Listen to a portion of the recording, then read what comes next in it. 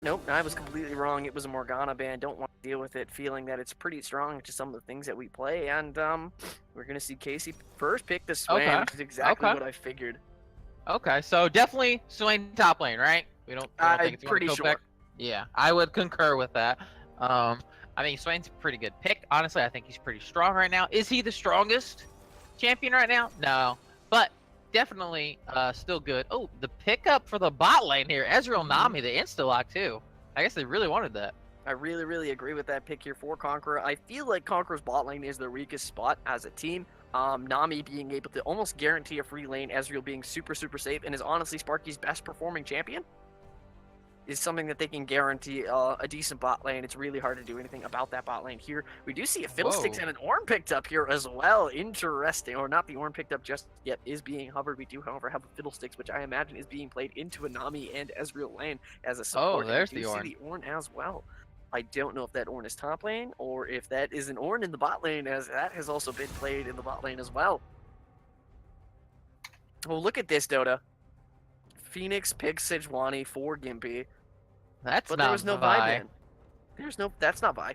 That's not buy at all. All right. Unlucky. Okay, I'm gonna need everybody in the Twitch chat right now to is that a Gimpy think the chat. Fiddlesticks? Is that is that a Fiddlestick support or a jungler? What are your thoughts? It's a Fiddlestick support. It's Gotta really be, good right? it's a really good into an Ezreal Nami. Yeah, I honestly I don't think Fiddlesticks jungle. I think you're trolling if you pick that. It has to be support.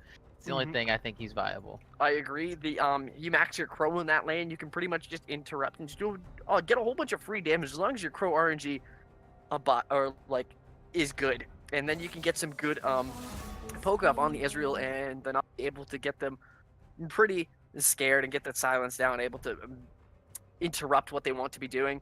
Will require Nami to get a lot of heal off, and because the range of the Crow and his ability to bounce aggressively means that when Nami uses her ebb and flow, there's really no follow-up damage that will come that you can get the free damage for with that. So she's going to have to require to use that to heal, so you're forcing her to use a lot of her mana to not stack mana flow band and get her early, which is one of her weaknesses in lane. Okay, definitely. So I like the Lucian ban also because I think Lucian's very good. Like I said, I think Fiddlesticks is a very annoying support. I've only played against it twice, so I'm definitely not an expert in it. But both times, it's just so annoying to have the Crow just absolutely just chunk you over and over, and it feels like it's a pretty low cooldown, so he can just spam it in lane. It's not too much mana, so again, you just spam it over and over. I would have liked to see it with a Lucian pickup because you can fear someone, you silence them, Lucian E, QW is his little combo with all the double shots. You can easily kill someone, but we won't see that. But Kai'Sa's still open. And Kled is picked for Rutledge, and that's pretty much no surprise to me. Conqueror really liking to run that like death ball composition, using the Rutledge's Kled as a force of engage is really, really good. We also saw a last ban of Trundle, not really wanting to deal with the Trundle pick into a Sejuani, able to steal all of her resistances, making her feel really sad. We do, however, get to see the unveiling of how ESG... Oh, that's an ADC Irelia, I bet. Ooh, is it? It could also be mid I lane. think so. I think it's about... Well, where's the Ornn going, though? Bot lane. I've seen it bot lane. Get out of here. As well. Get out of here. I'm saying the Ornn and Fiddlestick bot lane with an immense amount of CC. If you're able to get the Brittle off on somebody and then fear somebody to double your fear time. Let's talk about it. See, I'm thinking the Ornn top, Swain mid, Irelia, Fiddle bot, Jax jungle. That's probably a door. I think that is Dory K on the Jax jungle. I don't really know about their composition just yet. I feel like that's what I'm saying. I feel like they're just flexing all over the place, just trying to flex on Conqueror at this point, showing that we can just. What do you think? Where are we going? I don't know. You don't even know. Well, shit. Who's good against Kled? Is Ornn good against Kled, or Ornn is not bad against Kled, I believe. He can fight the Kled. He doesn't really want to because Kled will most likely go Conqueror. Ornn will really want to build HP into that lane, and we do see a Brand mid lane. Interesting. Yep, that's what I figured. Oh, is that a Swain bot lane? Were we both wrong? Is this the bamboozle? Well, our own Blade used to be a mid laner, and then before that, he was a top laner. So I guess the Swain does make sense. He's just going back to his roots, some would say. Absolutely. We've been completely bamboozled. It looks like to be a Swain in the bot lane. Ornn doing not terrible into the Kled, able to get good. If he can time his shield well around the Kled's fourth auto on his W, if he can block that, it feels really, really good. Does have really good gank setup for a Jax here. It's pretty strong, I think. He does have the matchup is pretty much favored for the Kled at this point in time, but the Ornn does have good kill pressure if the Kled does make a misplay, and if the Ornn player has an understanding of what his champion does. And I really like the Aurelia pick into the Brand here. Well, Brand was picked into Aurelia. You were absolutely correct, but the flexing all over the place. Yeah, no, 100%. Yeah, I mean, like you said, we were both wrong. So I'm assuming Conqueror probably also didn't assume the Aurelia was mid. I mean, yes, I love that draft from ESG though. I love it. Absolutely. I think there's lots of magic damage that's going to be coming out of this bot lane. Gonna really have to force Nami and the Ezreal into more MR focused builds. I think. I don't think we'll see the Ezreal go Merc Treads or anything like that, but we'll probably see Nami go something like Athene's first item, maybe into Michaela's if necessary, because there's lots of CC on ESG's team. Literally everybody on their team has a stun or a root of some kind. Yes, yes. I think this team comp right now, obviously we have to see how it's played, but as far as just on paper, it looks disgusting. It's a great ball of death. However, the only thing that they have to be wary of is making sure that they're all grouped up together and able to survive the Kled and Brand AoE damage, as Kled will probably be looking to force and engage and make catches and picks with his ultimate, the charge being such a useful ability in that regard. Yeah. So I do kind of like the Brand for the team fight. Obviously, for the 1v1, I feel like Aurelia should be able to jump around, throw her stuns, and mess up the Brand pretty good in lane. If he realizes that he's going to get hit by the stun, he can always just W during the duration and just sit there and just not care either way. Exactly. But yeah, and then in the team fight, if they do the ball of death, which judging by their team comp, it looks like they do want to do that. You have Nami wave, Ezreal ult, Brand W, and then Kled can just, funnel everyone into that. So honestly, it looks to me like we're just gonna have two team comps kind of just press R and then kind of run at each other, and then it's like, all right, well, who wins this? Yeah, honestly. Pretty much what I imagine is here. You're gonna hear the Kled charge, and you're gonna see a Fiddlesticks ready to ult over a wall. You're gonna see the Call of the Forge God coming in. Jax immediately starts spinning his stick, just hoping nobody murders him relentlessly in the backside. And then you can see Swain just like demonic ascension, Aurelia just throwing everything out. Everybody's gonna throw things out in the middle of a brawl and just see who comes out on top. Yeah, honestly, I kind of agree. It's gonna be basically everyone just jumps on each other, and then whoever has the better stats wins, really, as long as someone doesn't get picked off in the beginning. This game could look to be bloodier than our last game, and that last game was a lot of fun to cast and watch, I'm assuming. So this game could be a... Yeah, no, I concur 100%. This game at least, again, on paper, it looks like it's going to be super bloody. Because Gimpy, I mean, obviously, I don't think Sejuani's a super good early game jungler anymore, but Gimpy definitely gets his ganks off in the early game. He's not a hang out in the back, just farm a while and just hope my team wins. He's pretty active on the map. So and same thing with Corey. So I definitely see some early ganks in our future. Absolutely, I'm sure we'll see something. Maybe a counter gank come. Gimpy being pretty good to play around his team and having good communication in that regard. Honestly, this game should be very interesting. I think it really depends on how the Kled charge is utilized here, is how this game should go.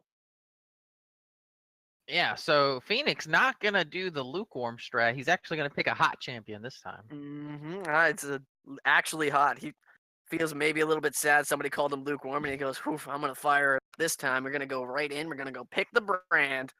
He's even taking the Ignite to show that he's not lukewarm. Yeah, and the Electrocute. Definitely trying to show he's a big boy. So yes, that guy that is a cleanse on the Ezreal. I mean, I guess Fiddlesticks. QSS. Sorry. Definitely. QSS. Yeah, I don't like taking cleanse on Ezreal because you have such an easy escape with your E. So it's just kind of one of those things. If you're getting hit with CC, just press E. Best case scenario, you dodge it. Okay, you lose some mana. Worst case scenario, it hits you, and then you still E away, so you're still farther away from them. And literally everybody on ESG's team does magic damage. Yeah. QSS is like a priority buy anyways. Yeah, exactly. So I don't You know, will man. have to I don't like delay the cleanse. or build for it, so it's not ideal for him, but it's something that he should look for because if he gets a QSS, it'll be really good for him. He'll survive so long just because of the extra MR that he gets. Because Swain, Fiddlesticks, Aurelia does magic damage on her passive when it's fully stacked. Jax does magic damage with his W and his ultimate proc, and Ornn is just a ball of magic damage except for his Q. Fun fact: lethality Q, Comet Ornn, not good, but hilarious. Yeah, I could definitely see that not being good. Um. So yeah, so you said Kled should win the match up top, right? He does have Conqueror, just as I expected. Casey S130 will probably want to play a little bit aggressively if he can. Maybe play around the Kled's W to get Grass procs off. Very important to him if he can do that. It all depends on like the build. You really want to get some HP into a Conqueror matchup. It's very important for your champion to get that HP because if you just build raw stats into a Conqueror matchup, Drew damage doesn't give a shit about the armor that you've bought. Right. Yeah, no, it makes sense to me. But yeah, so Mr. Lane God, I still don't like it. I understand what you're saying. There's going to be a lot of CC going on him. But like I said, he has the Nami Peel with her ult, with her Q. You have Sejuani frontlining you. You should have Kled in the front line. And then you have your E. Plus, you should want to build a QSS early, like we said, for the MR, plus the lifesteal. And then you also have your flash. So I feel like that should be enough for him. He shouldn't need an additional cleanse on top of all that. Just my 2 cents. Sparky tried to get a cheeky Klepto proc onto Rupture, revealed his position on the map to Rupture, knowing that he is right there inside of that river brush. Didn't get the Klepto proc, real sad, and I'm pretty disappointed. Doesn't pick Vi and doesn't even go for an invade. Yeah, Gimpy really letting us down. I thought he was a team player, but apparently not, Gimpy. Hope you're watching this later. In this chat, folks. That's exactly what we need here. Get some Gimpy things going. Yes. That's what we need. Show him yeah. how it's done. I'm deleting that emote out of the Discord. Wow. He doesn't deserve it. Oh my god. Doesn't deserve it. Didn't even pick Vi. Left open for him. 400 games. This. Yeah, 100%. I mean, his Sedge does look good so far this season. It's looked good considering in the beginning of the season everyone's like, Sedge is terrible. Don't ever pick Sedge. And then here's Gimpy like, I'm feeling pretty good, guys. Like. He's been the premier Sedge player for the league. We do have both bot lanes fishing for the jungler. The good thing about Sejuani in a competitive scene is, or it's team-oriented game, is that pretty much most laners will play safe, especially in lots of these games. They don't really need to go for aggressive trades unless somebody does something pretty awkward or insane in the game. And so it's pretty good that most people don't feel strong enough to invade the Sejuani and to basically ruin her early game. If her early game gets ruined, she has a very bad time. And here we go, immediately with the pause. Oh, the fight in the mid lane gets paused on. Someone's lagging. It looks like KZ S130 did DC. He's having lag issues, and he's trying to get that sorted out. And it's looking a little fun. As I was saying before, though, I feel like most junglers have not been aggressive enough or felt comfortable enough to invade Gimpy on his Sejuani. Because it's very important to invade the Gimpy early on, or the Sejuani early on, to deny that first clear. Because getting that first clear good enough lets her get her Cinder Hulk or gets her the Bomby Cinder early. And the earlier she gets that, the faster her clear gets, the stronger that she becomes and start to scale. And that's not really something that you see a lot of junglers do. And that's something that I think more junglers need to identify into champions like Sejuani, Amumu. Well, we saw that in the Zach. preseason, if you remember. I believe Roasted Black Peppa versus ESG. Dory K was on the Sejuani, and I can't remember which jungler it was. You remember? I think it was Graves. No, it was Kane. Graves was in. It was Kane. Oh, no, it was Kane. You're absolutely correct. I don't remember the name of the guy, the jungler. But yeah, and just invade, kill. So something like that, I mean, we could see it happen. Obviously, probably not going to happen this game. We are back in the game, though, so good for that.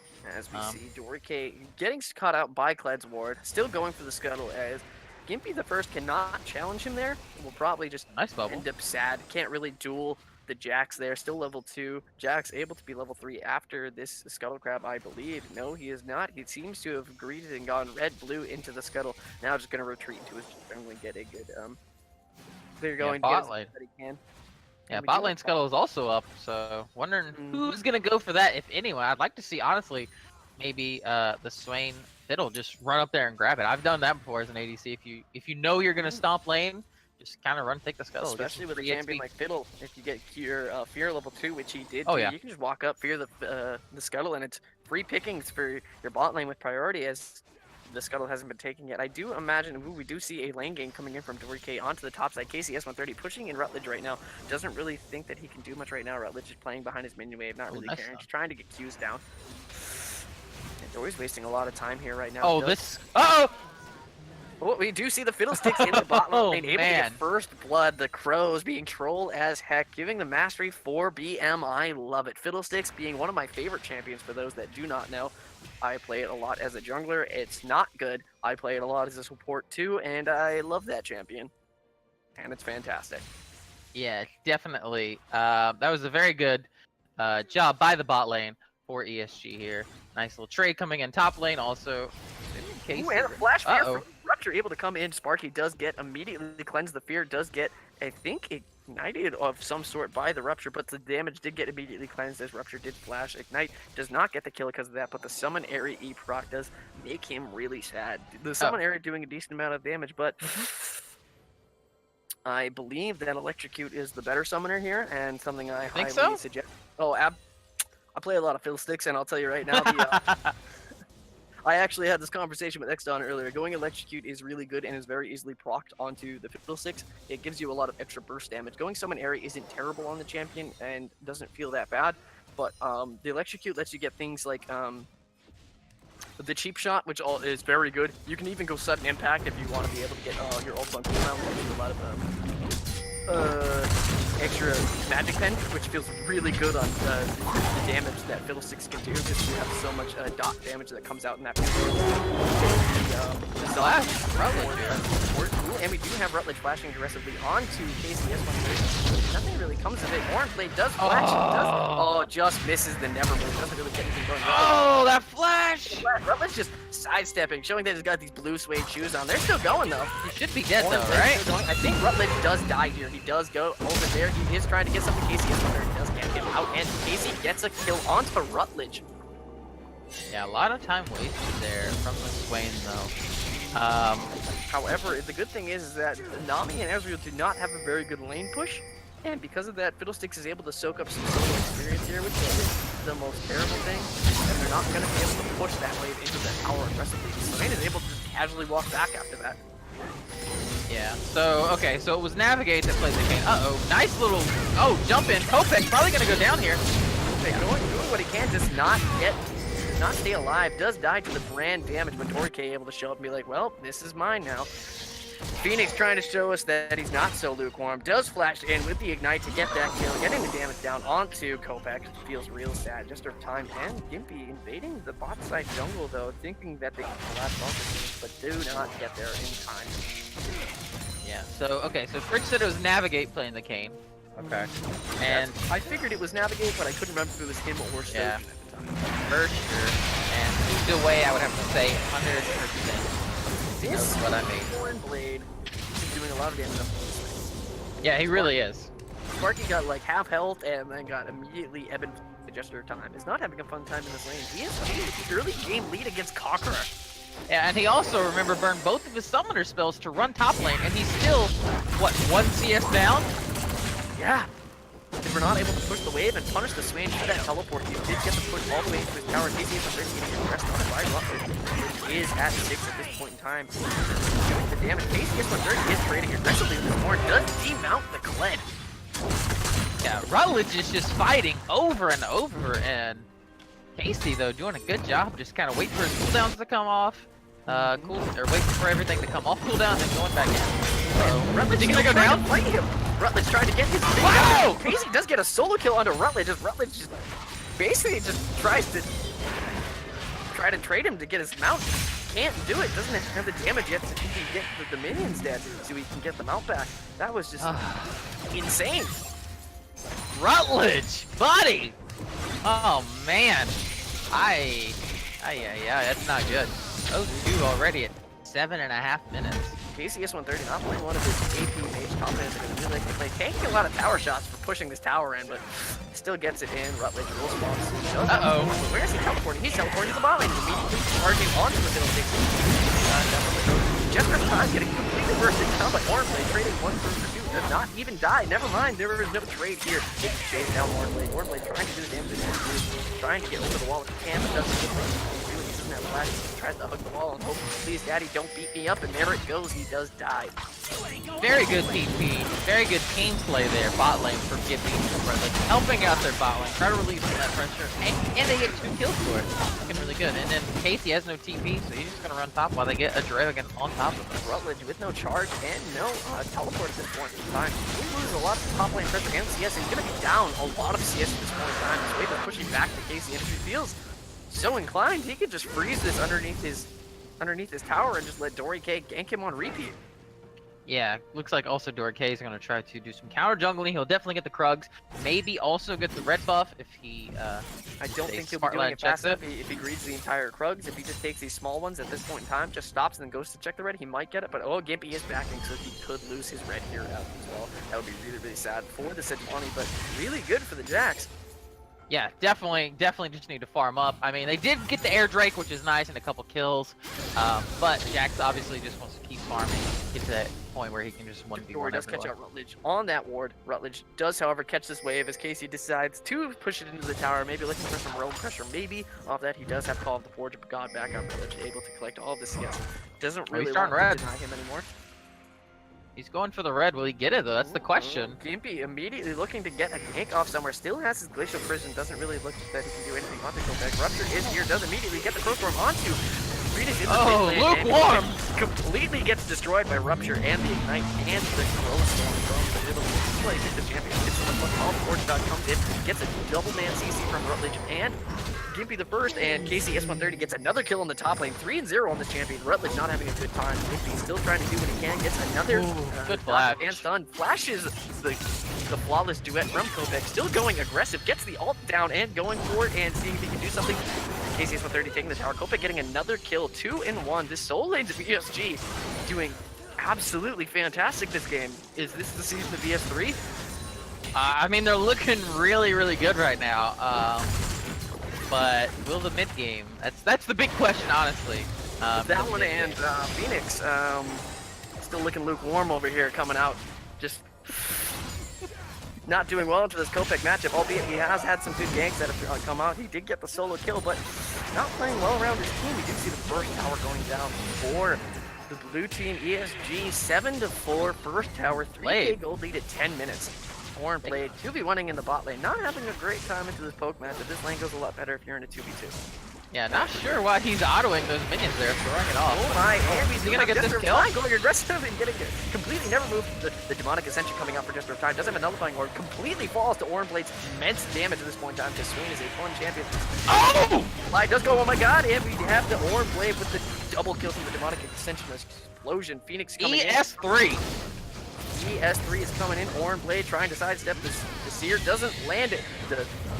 Doesn't matter anyways. Auto attack Brand, too strong. The real AD carry of Conqueror over here. Misses all of his abilities, but doesn't matter. Lands the Ignite and auto attacks him. Yeah, not sure if he really needed the Ignite there, honestly. I mean, Blade had no ult, pretty low. I feel like he doesn't need to burn his Ignite there. Probably did not, but you know what? Better safe than sorry. sorry. Fiddlesticks!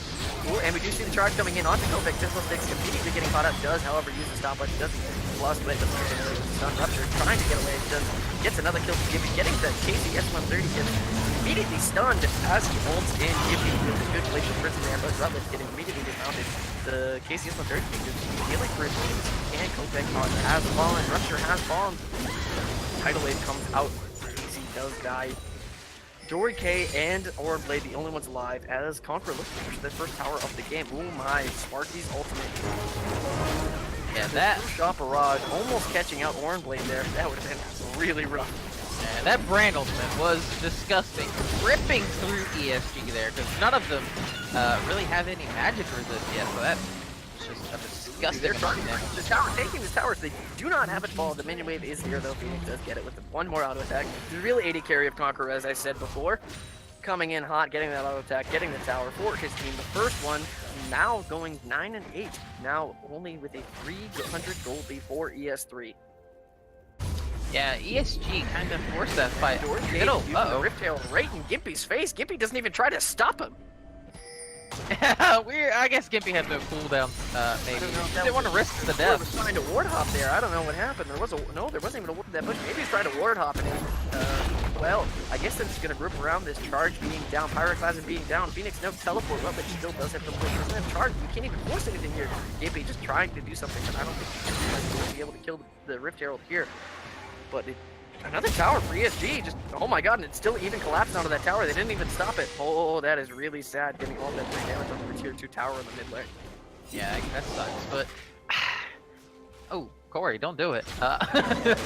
So, ESG tried to save the Fiddlesticks there. I honestly wish they would have just sacrificed him. Just say, hey, bud, you got caught, you went too far. See you later. Just give up the one death, not a big deal. They saved the tower, they saved a bunch of other deaths, but instead they try to save him and just end up throwing away all those kills. They did answer back with the mid tower, so that's nice. But just sometimes you gotta cut your losses, you know. Just sometimes. Sorry, bud, I'm out. Like, you're a really squishy champion. You're not really tanky. You can't really survive at this point in time. I just have to leave you to die. It's a really sad fact, but you know what? You seem to have screwed up. Gesture of Time does happen to face check that, but does not get caught. Dorike not really wants to go to the right in the middle of those wards. Doesn't really care. We do have 4 people which has TP and for ESG. Gesture of Time and Sparky being the only people here. Rupture sitting in the side brush. Maybe with the Crow Storm, it's completely unwarded, but they don't really want to do anything. Oh, here. I see some pings. They want it. Oh, yes, they do. Never mind. They back Casey off. gets 130. Did push Rutledge out of lane again and just pushing into the top wave at this point in time. Casey does have his call of the Forge God if anything were to happen. Gimpy also on the bot side. So I think Rutledge was looking for a fight there because they were pinging it. He was sitting in base with TP and ultimate. So I think they were thinking of trying to go for the fight, but I guess decided against it. They decided that it was probably not to their favor. I mean, Casey does not have teleport at this point in time. They could have probably done something, forced a 4v5, but they didn't try to. I mean, better safe. At this point in time, we do have a fight breaking out in the bot lane. Gesture coming in onto the Gesture of Time immediately getting caught out by being so squishy on that Nami pick. The Fiddlestick doesn't really care too much, just completely bursting down. The Crow just poking out both the Sparky and Gesture of Time. Oranblade walking up the rest of it, getting the Never Move onto the Ezreal. Ezreal is able to take his E away, just not getting pulled back. Oh, I don't know about now this. over by the Dragon. We do see the Phoenix trying to get some damage down. They are taking the Dragon at this point in time. Gimpy is here, Rutledge is here, Phoenix is here. This is a 4v2 at this point in time. Casey is 130, is roaming down. Story K does get caught out. He does get the stun off, doesn't die just yet, but will he fall? He does fall. Oh, no. There's some prison that he doesn't have his Monica set at this point in time. We do now have a 3v4 in favor of Conqueror. Now 10-10 in the game. We're going to see probably a mountain break for Conqueror at this point in time. Ooh. Yeah, ESG throwing again. Like, you don't have your top laner, so it's a 2v3 right there. Dory K trying to be a little greedy, going for that scuttle, gets caught out. And then, typical ESG fashion, they try to save him and give up another kill. Just cut your losses, don't get the scuttle, don't get the dragon, or just group together and go for it. It was a mistake and it was made, but here we are. They must find what they've done. Gimpy does go aggressively on the Rupture. Rupture goes for the aggressive path. Does get immediately bursted down by that Q from the Ezreal. Fiddlestick not being known for his tank stats. Having a sad time right there. Does have to get the good drain off to try and heal up, to suck a minion dry and get him back up to the healthy. But we do, however, not see too much happening. They are like feigning a fight over here. Pyroclasm is up for Phoenix. We do have the tidal wave for Gesture of Time. Gimpy the First does not have his Glacial Prison. Rutledge doesn't have his charge, but he does have teleport. And Casey does have his teleport as well, but Casey is here. Just showing that he does have Call of the Forge God. He is around and can do something if necessary. Grandmaster's fight is now officially up for doors, but he's on the opposite side of the map. Yeah, Jax hasn't really had any impact this game so far. Excluding the getting caught right now. Yeah. So far, yeah, it's basically the extent. Obviously, Jax does scale very well, so I would look for him to make some plays a little bit later. But gotta start stepping that up. Because right now, I mean, Swain's looking really good. Casey, as per usual, looking really good in the top lane also.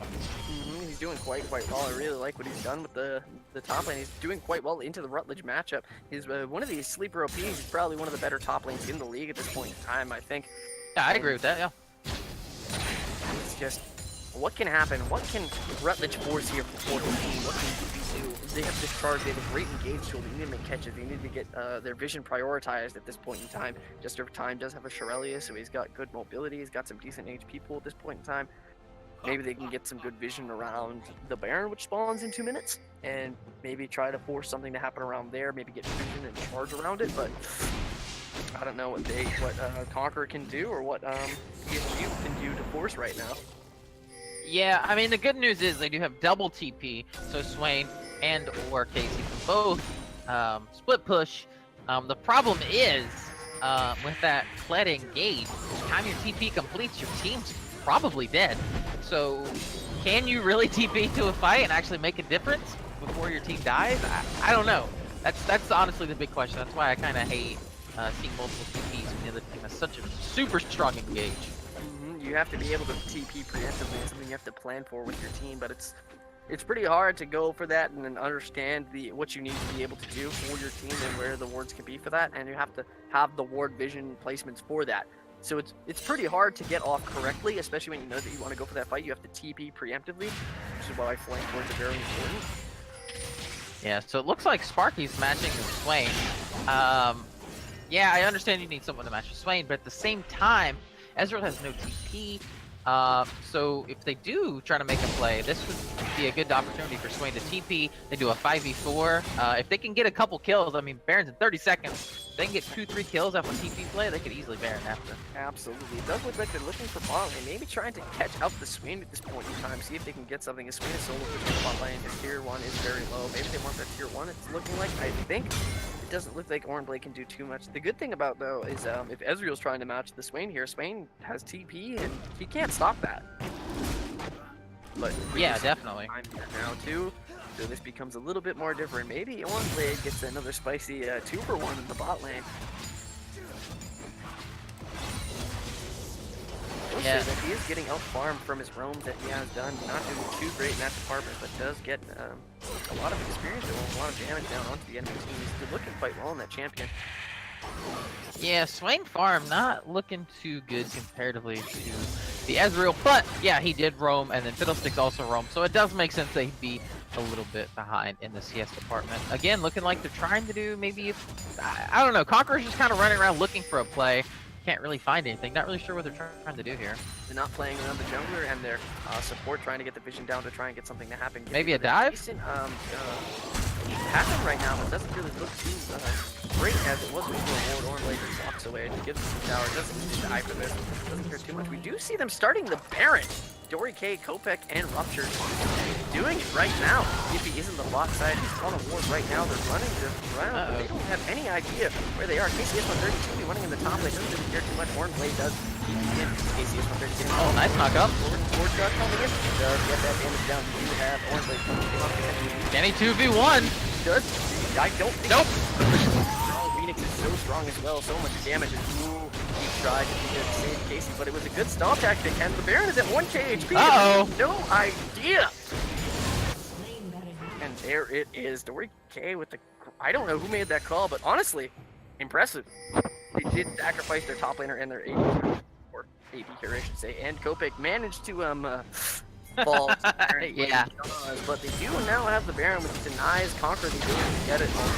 I don't know if it was worth. Yeah, they lose 2 kills for it. They're gonna lose a tower for it, and then a couple side waves also. And only 2 Baron buffs on the field, and Dory K and Rupture. Not really the people you want to have that. Yeah, so I'm not really sure if it was worth. If they can run right now, grab this Drake while Conqueror recall, then I kind of want to say worth if they can get that. But it looks like they're just honestly content just farming the side waves here. Honestly, Blade kind of played that poorly. Also, he didn't really. He could have easily dodged that W from Brand, but kind of stood into it. I think if he could have dodged that, he might have been able to lifesteal a little more and then get one of them. Was maximizing damage, but it looks like Brand has a Merlinomicon and doesn't really care too much, and he had probably a Merlinomicon during that fight as well. So stopped all of his healing if he could do it. Kopek just immediately giving up the dragon pressure to Gimpy. He doesn't really want to fight them. I think that Casey does have teleport. He can teleport in. He does want to do it now, but he's not That Only TP. now after the dragon, that seems a little silly. If you get the tower at this point in time, unless you want to force this fight, you need to call the Forge God immediately after that teleport, but you don't have any catch right now.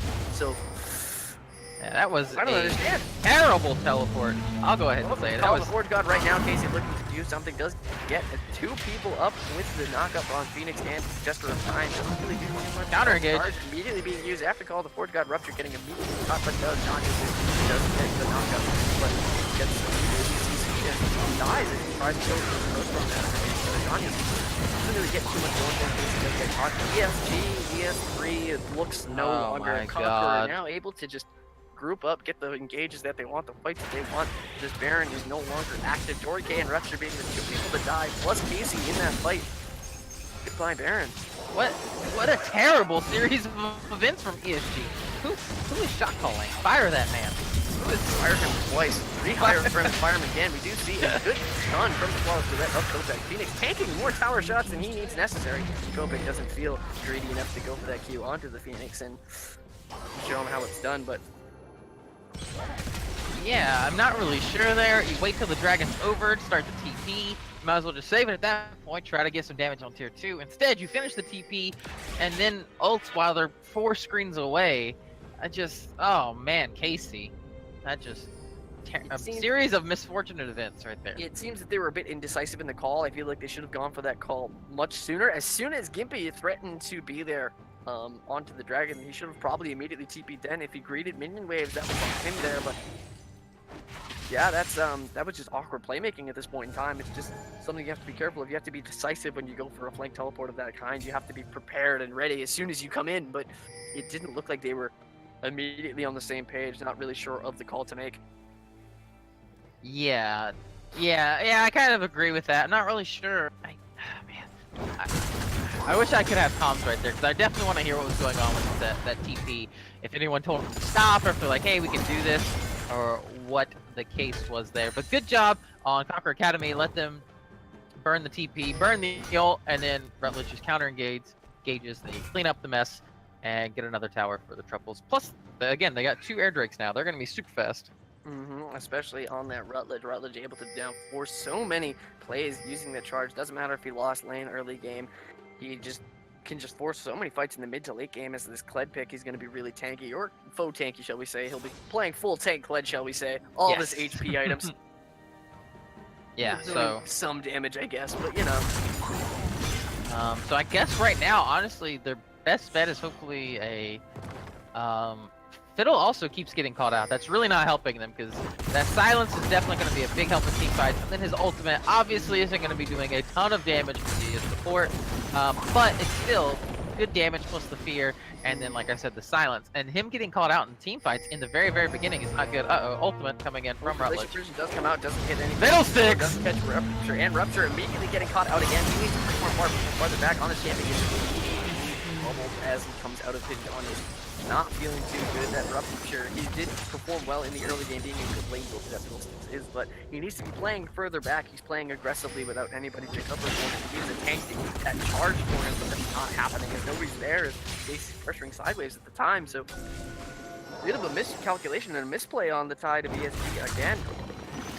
Yeah, Rupture, yeah, like, I mean, you said it perfectly. He's playing up front, and he's not. I mean, Zonya's is good, don't get me wrong, but Zonya's, when you have 5 enemy members around you, it's not going to save you. It's going to buy you about 2 seconds worth of time, but you're not getting out of that.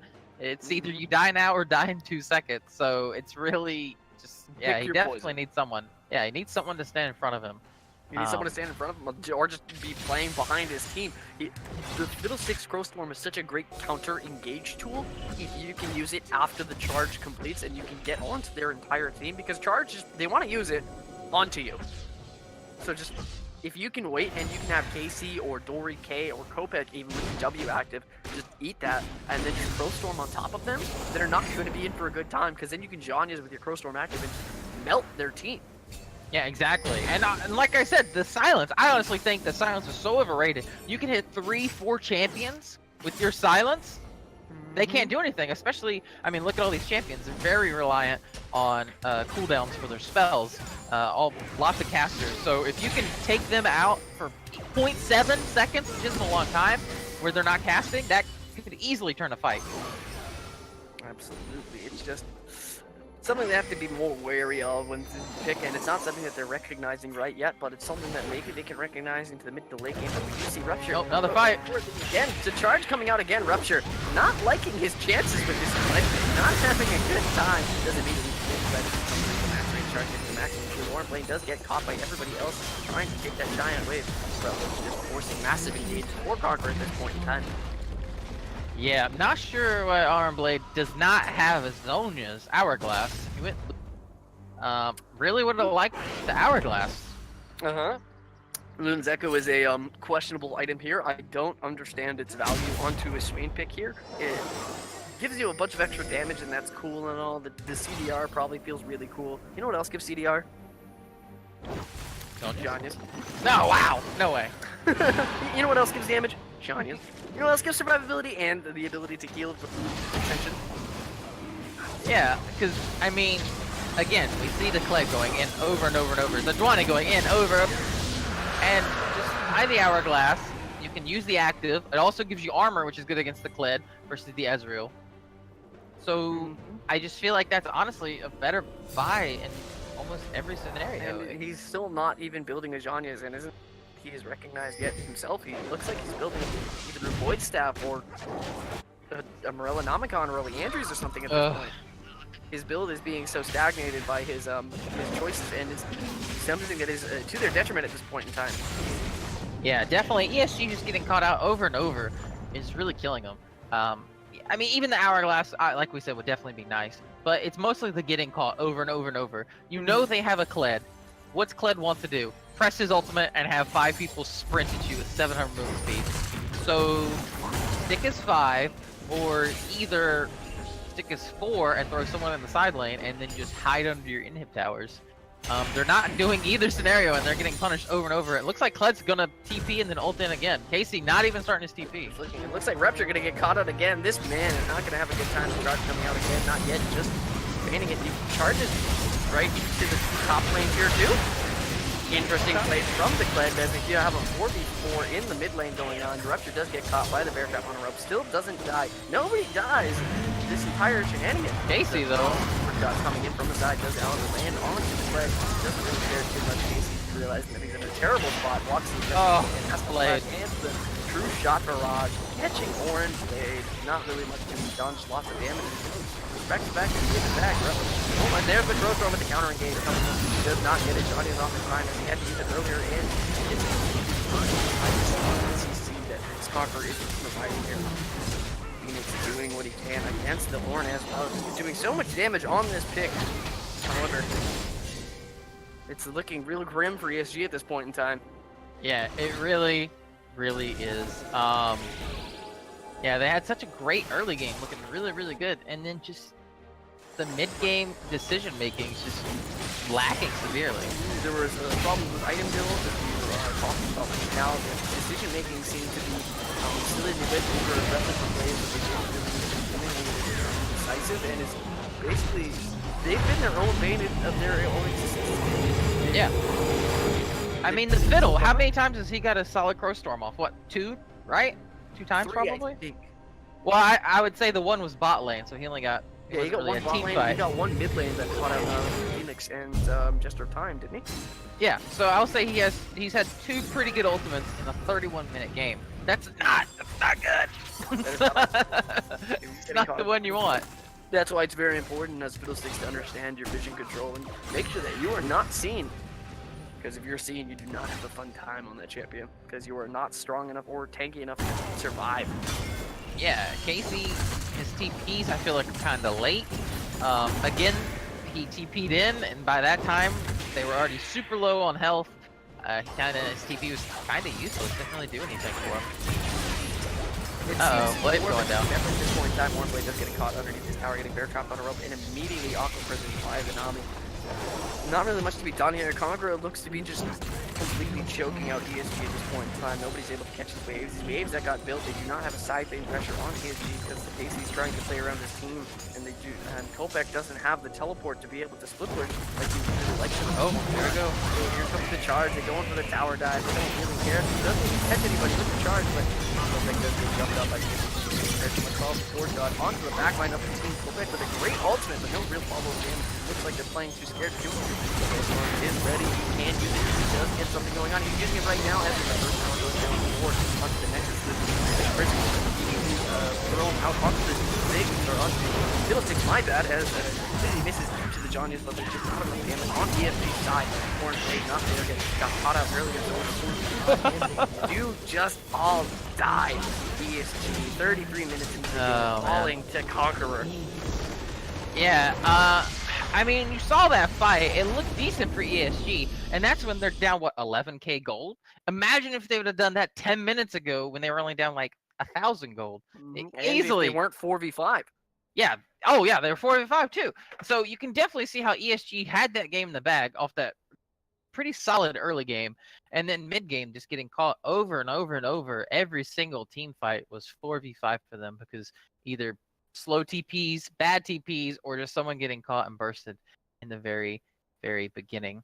So yeah, just kind of feels bad, man. But Conqueror looking good. I mean, I pegged them for winning this game because, like I said, I do think they're probably second best, maybe third best overall in the league, not just their division, overall in the league, second or third best, and then ESG towards the bottom. So not unexpected, but it was kind of unexpected that they lost the early game to ESG. Mm-hmm.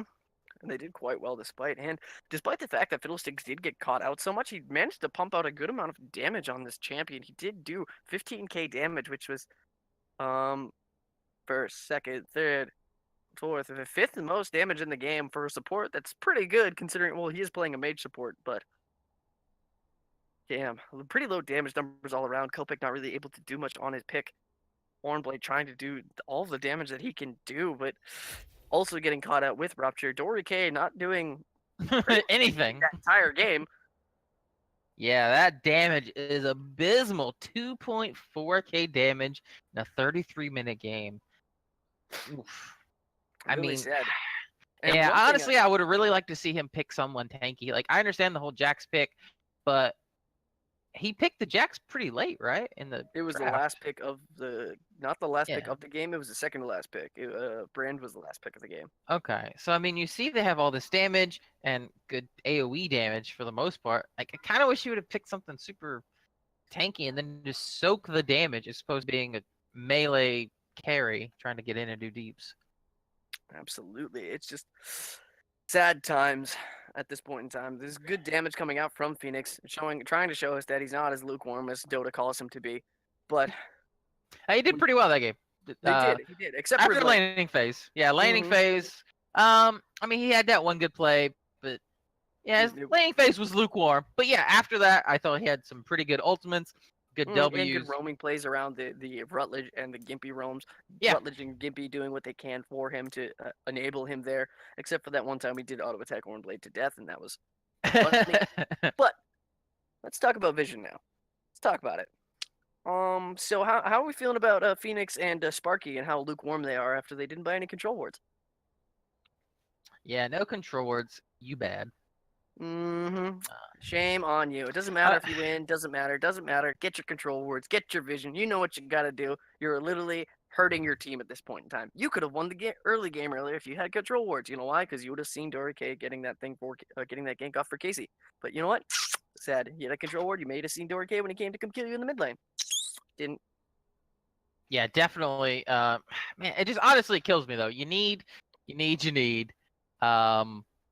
Buy a control ward. Just buy one per game. I always buy one per game, no matter what. Like, just buy one per game. It's 75 gold. It's literally nothing. Like, as far as cost is concerned. I will say, good on ESG having a better vision score, despite the fact that they were losing for the second part of the game. Dory K not doing much damage, but able to get a good amount of vision out. 50 vision score on a jungler for that game time is pretty good, all in all. And we have the Fiddlesticks with a 72 vision score, which is pretty good as well. Yeah. No, I think Fiddle did a good job warding. He did a good job in lane. It's just getting caught out of lane. And while Swain was also a culprit of that, I think the Fiddlesticks got caught quite a bit more. and it really killed him in the mid game, getting caught over and over and over. Not really sure if it's like a communication issue with ESG. Maybe they don't have a lot of practice against Kled. I don't know. Honestly, I do not know. But yeah, the early game looked really, really good. And then mid game, not so. And they ESG'd it in the mid game. Real sad times. It was looking really good. I was cheering on ES3. I was really hoping for it, but alas, it was not meant to be. And we will be going to our next game very shortly. Dota will not be joining me. In fact, I'll be joined by Rutledge is Beast for the ESG versus AE game. Maybe we'll see some moments of brightness from ESG in the next game. Yeah, definitely. Rutledge, not lukewarm, pretty good player. So he should be a pretty good caster. I hope so. But yeah, we're going to take a quick break, and we'll see you guys in a little bit.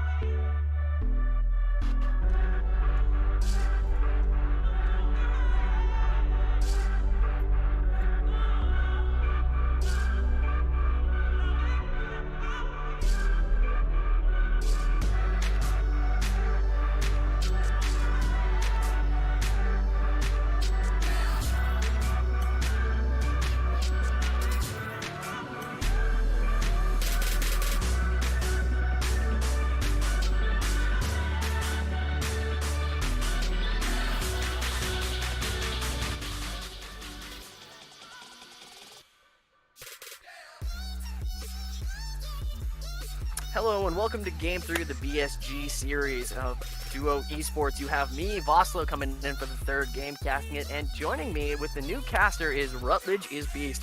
The Kled monster we saw in our last game will be joining me here today. How you feeling today there, Rutledge? I'm feeling pretty good. I'm excited to do this for the first time, so we'll see how it goes. Yeah, but I'm ready to get into this game. We get to actually cast the team that we had as opponents last game, ESG and Aether. So I'm pretty excited for this. That ESG game that happened. I thought they've looked much improved. I think they played the early game of that really well. I think they the immediate counter top lane with the TP was actually really surprisingly good. Basically, as soon as I went in, he was on me. So I was very impressed with their early game. They played the Bruiser comp well, but I think once we had our comp scale and also get into our really level 3, level 2 ulti team fight time, that's just when we just started stomping. And they also got caught out a lot. So that's why I think it just kind of turned from there, and we just used our team fight comp really well. Rupture not known for his fiddlesticks, as we could see in that last game. Real sad time. What do you think about this game, though? AE versus ESG. So I know Aether's been struggling. They actually didn't feel. I know they gave me my Alawi. We played them week 1, and they gave me my Alawi, and it was kind of a raffle stomp because of that. But they didn't. I didn't feel like they were really actually just terrible or bottom tier. But they've definitely been struggling to get wins since then. So I don't really know how to feel about them. I feel like they can definitely at least put up a fight against ESG. But after playing ESG, if they can play the early game at the level they did the last game, then I think they probably have this game. That's what I was thinking as well, especially if they can translate it better into the mid-game. It looks like they were faltering a little bit and a little indecisive when they got to the mid-game, and I'm really hoping to see something a little bit more cohesive, maybe some stronger, better picks that we might see, something a little bit better in the jungle. The Jax pick I don't think was terrible there, but was not ideal, I think, as he didn't really do much on it. So we'll see as the game comes in. It'll be probably loading in eventually. But I think this game will be interesting. I think we'll see lots of fun things going on. Yeah, it should be. I think they just struggle to adapt is the biggest thing. So I want to see if ESG can learn to adapt to whatever comp they're playing against. And also, yeah, I think the Jax and the Aurelia were hard to execute with that comp. So I think they could have gone with some safer, more control mages or control just champions in team fights, even a Kayn or something in the jungle. I think would have been a big benefit to them. Absolutely, and we are now into ban phase and the pick ban phase, I should say. We have delay starting off. Anything fun that we expect to be banned here? I'm not really sure if ESG has any hardcore. Yeah, there's the fiddlesticks, which I guess that's not too surprising after the lane they had. Maybe the Swain here from AE as well, because the Swain just kind of has he's pretty safe and a really strong pick right now in my opinion. I also agree, and also if you can pick it early like they did, as I'm sure you realize, they were just pretty much flexing on you guys in the pick and ban phase. They literally picked 3 champions that could be flexed in multiple positions. Yeah, they definitely threw us off. We didn't really know what to expect in what lane. We kind of thought Ornn might go bot, and then they threw in the last couple picks. It just kind of even confused us even more. So yeah, there's the Swain ban. Pretty predictable. And we do have the Camille ban for ESG against AE. AE Dewey, known for his Camille play as well, and a Kaisa ban as well. Phantom not allowed to play that either. And maybe they even banned the Ornn from the case. I mean, he played that really well in lane, and I think he could definitely take advantage of Dewey. Last time we saw Dewey on Ornn, to be fair, he was against Alawi, but it was not very good. Let's put it that way. So I could see maybe an Ornn ban here, but maybe they'll go to one of the Lucian or Comfort 80 carry pick, depending on what Phantom plays. I think they're not going to want to ban the Ornn here. I don't know just yet. They do ban the Yasuo. I don't know about that one. I do, however, think that Casey really likes AP champions in the top lane. He plays Rumble a lot. He plays Swain. He's known for that. I'm pretty sure he plays Vladimir as well, also in the top lane. It's something that he really likes and something that's very comfortable for him. They do ban Morgana. Don't want to deal with it. Really annoying laning. Just hard to get around. So I expect probably one of these 3 picks from AE, or if not, or at least I expect one of these first picks to be an Ornn from either team. Yeah, I think the Yasuo ban is on Casey, actually. It's in his top 3, I believe. So it's up there in his champ pool. I don't know about Quebec, but yeah, so maybe that was another ban towards Casey. They just didn't want to get that Yasuo in there. And it would also help, it would counter the Rise with the wind wall. So that's also a possibility. We do see a Rise pick. Could be mid lane, could be top lane, could be in the 80 carry or lane carry, I should say, role, if that is, in fact, Rise in the bot lane. And we do see ESG with their first pick of the game. What do we have here? There's no hover just yet. We do have the Trundle pick. Dory K getting flamed for not picking the Trundle against the Sejuani, but wasn't allowed to as you guys last picked the Sejuani in the rotations of the last game and could not pick Trundle as you guys banned it immediately after. Yes, that was definitely planned. Once we knew we were getting a Sejuani and they didn't take Trundle before the second phase, that was immediately banned because it's really good in the Sejuani. It kind of shuts her down a little bit. But they're getting the Vlad here, which I think is a great pick. They can flex it in multiple lanes, especially if they're going to be willing to play the Bruiser bot lane. I agree. Vladimir being a really strong pick right now has also been played in the bot lane. Can also be played mid lane. Can also be played top lane. Look at all these flexings. Look at this. This meta is great. You have no idea what's gonna happen until you see L5, and even then, you're probably wrong. Yeah, you can't overflex because if you do, like last game, I don't think they really knew how to fight at a certain point, which kind of came back to bite them, I think, because they kind of went a little way too far away from the meta. But it looks like they're hovering Kayn here, which I would like Kayn into this matchup. I agree here. Kayn being really, really strong. You can go Red Kayn into this matchup pretty nicely because you've realized that both these champions really like HP. Red Kayn doing percent maximum HP is really good for him. Also, probably going to want to get a Black Cleaver if he can get to the Red Kayn. So yes. I like that a lot. And the mid lane, do we see him pick mid lane? Do we see him pick anything else? What do we have here for AE? Ooh, the Lulu. I like the Lulu too. I think she's okay right now. I think it depends on how good your support is at her. I know she got a slight nerf to her shielding, I believe, in this last patch. So we'll see how that goes. But I mean, my team's been playing the Lulu and it still feels perfectly fine. I also like the Kayn into the Trundle because it should at a certain point just be able to even just 1v1 him or invade him. So I do like that pick as well into the Trundle. I like that as well. I think the Lulu is pretty good. Also will have a good lane priority if it's played right. Gnar does get picked up for the top lane. KCS 130 showing his hand, and right now we do have the Vladimir. Could be flexed to Oran Blade, could be flexed to Kopek. Not entirely sure just yet. And a Darius ban doesn't want to deal with that in the top lane. There's anything else we're gonna see? No Oran pick so far. I'm pretty surprised to be entirely honest. Yeah, I'm kind of surprised about that as well. I'm also really surprised that they decided to go another solo laner because now they know exactly what to ban. Right here, if you're AE, you ban a support or AD, depending on who you're more scared of. Because you're kind of showing your hand a little bit. I know Vladimir could go in the bot lane, but I still think he's either better mid. And you know Gnar's going top, and you know Trundle's going in the jungle at this point. So I think you take away a little bit of that flex power by picking the Gnar there when you could have just went a really strong support. Or I guess if you are taking the Vlad bot, then maybe that's fine and you pick a mid laner, but I think it takes a little bit of that flex power away from the Vlad. I agree, and also the fact that AE doesn't really respect that and just doesn't ban support champions. I feel like that's the champion pool to pinch there, realizing that Vladimir could go mid lane or into the bot lane. Banning the Lucian does seem a little bit silly in that regard. I feel like it's not really something they really want to care or look about. I think you just ban a bunch of supports. They do, however, ban Rakan, which I highly agree with. That's a really good, hard, engaged champion. Your Jester of Time uses that quite well. We do see a Caitlyn pick actually, as it is an AD carry that they are willing to play in the bot lane. So yeah, they are picking the bot lane here, which I do like the Lucian ban, taking that away. I think AE being banned perfectly. If they don't want to play against Rakan, which I think Rupture might actually have in his high in his champ pool, and then the Lucian is just super strong right now. So and they already banned the Kai'Sa, so there was really no great AD carries in the meta right now for them to pick that were left. But that also leaves AE a little bit empty-handed, but they might just go an Ornn bot lane. Or that's for away. It's one of the two. We're about to find out. Absolutely. Yeah, Ornn has been picked in both bot lane and the top lane, as we've seen and mentioned now. We will see the last pick to reveal what they're looking for exactly. I'm assuming at this point in time that isn't Ornn in the top lane is my guess. Dwayne doesn't really have the biggest champion pool. His Camille was banned. His Darius is banned. He's not going to pick his Gangplank. And we have a Kog'Maw to carry. How do you feel about that?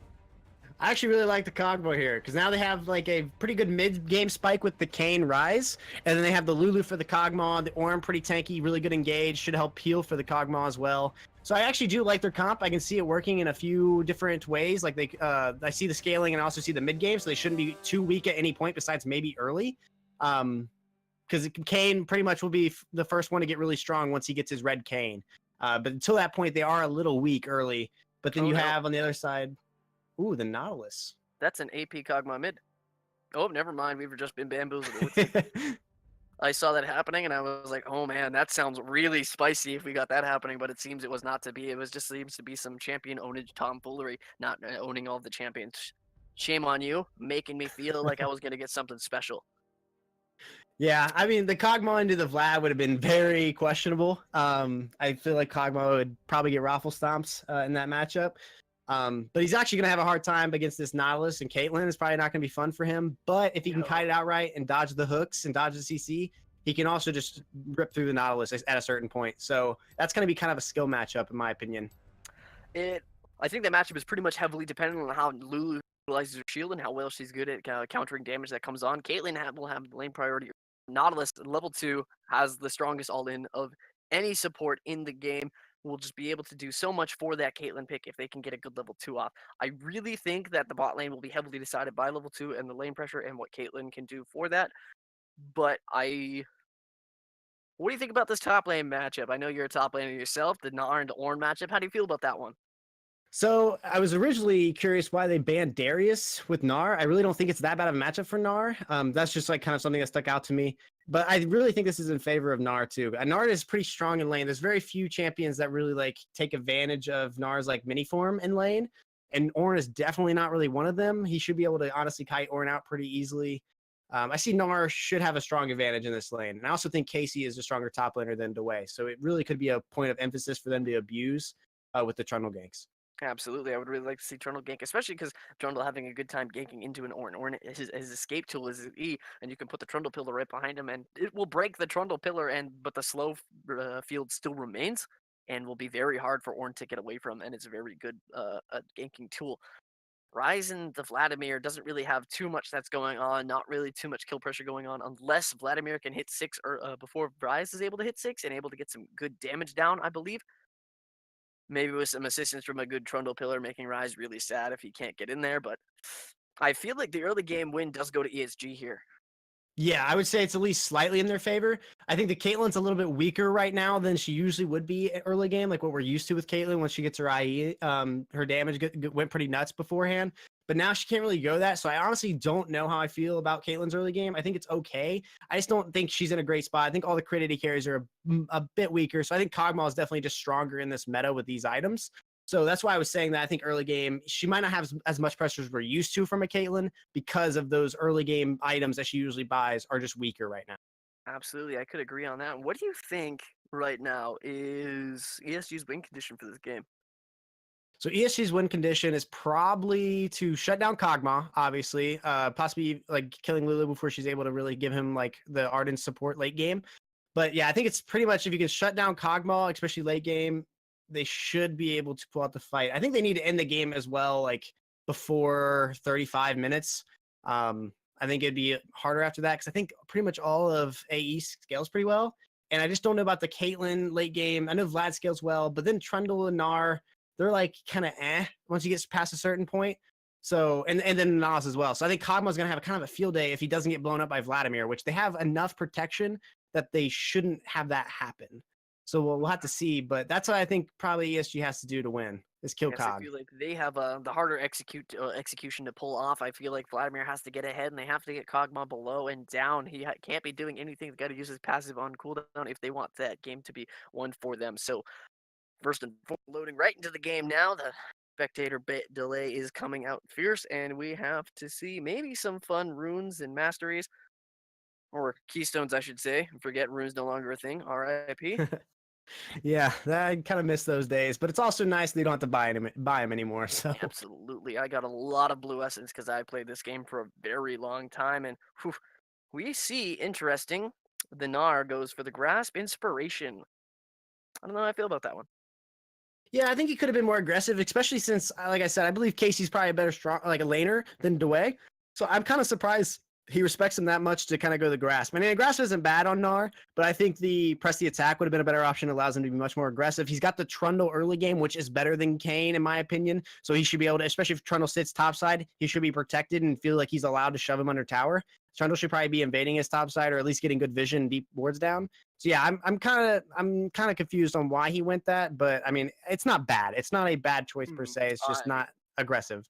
I personally would have liked to have seen a summon Airy on this Gnar. I feel like that would have been Airy as well. Lots of good poking damage coming in. Ornn, I think, will want to start a Corrupting Potion in this lane anyways. We could go Doran Shield, but I think Corrupting Potion is all around the better start on Ornn, as you can just build a Doran Shield when you're in lane if you're feeling that you're getting pressured too much. But I also really want to talk about, so Ryze went Electrocute. I don't know how I feel about that one. I think it's fine. So he's going for more of the damage than he is like the speed boost on I'm losing it off the top of my head. What is that called? Where you get the burst after the 3? I know exactly what you're talking about. It's the You rune. know exactly. Okay, The so rune, the second rune. no, Rune the overload. overload. Yes, overload. Overload is pretty good on Rise. I like execution on him here though, going for the little bit extra damage because like you can burst out Vladimir or even Caitlyn. Like they really only have 2 big threats like mid to late game, so I don't mind it. I think it's kind of even on a lot of his runes, but I think it'll be interesting to see if he can able to pull it off successfully.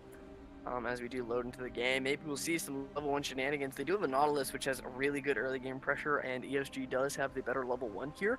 I am pretty sure of, and I would like to see them try and do something with that. Hawkmoth and Lulu not being the best at handling an invade, and Rise, if he gets invaded on, will probably want to start his rune prison and deny them that. And so, but Kane also really likes level 1s.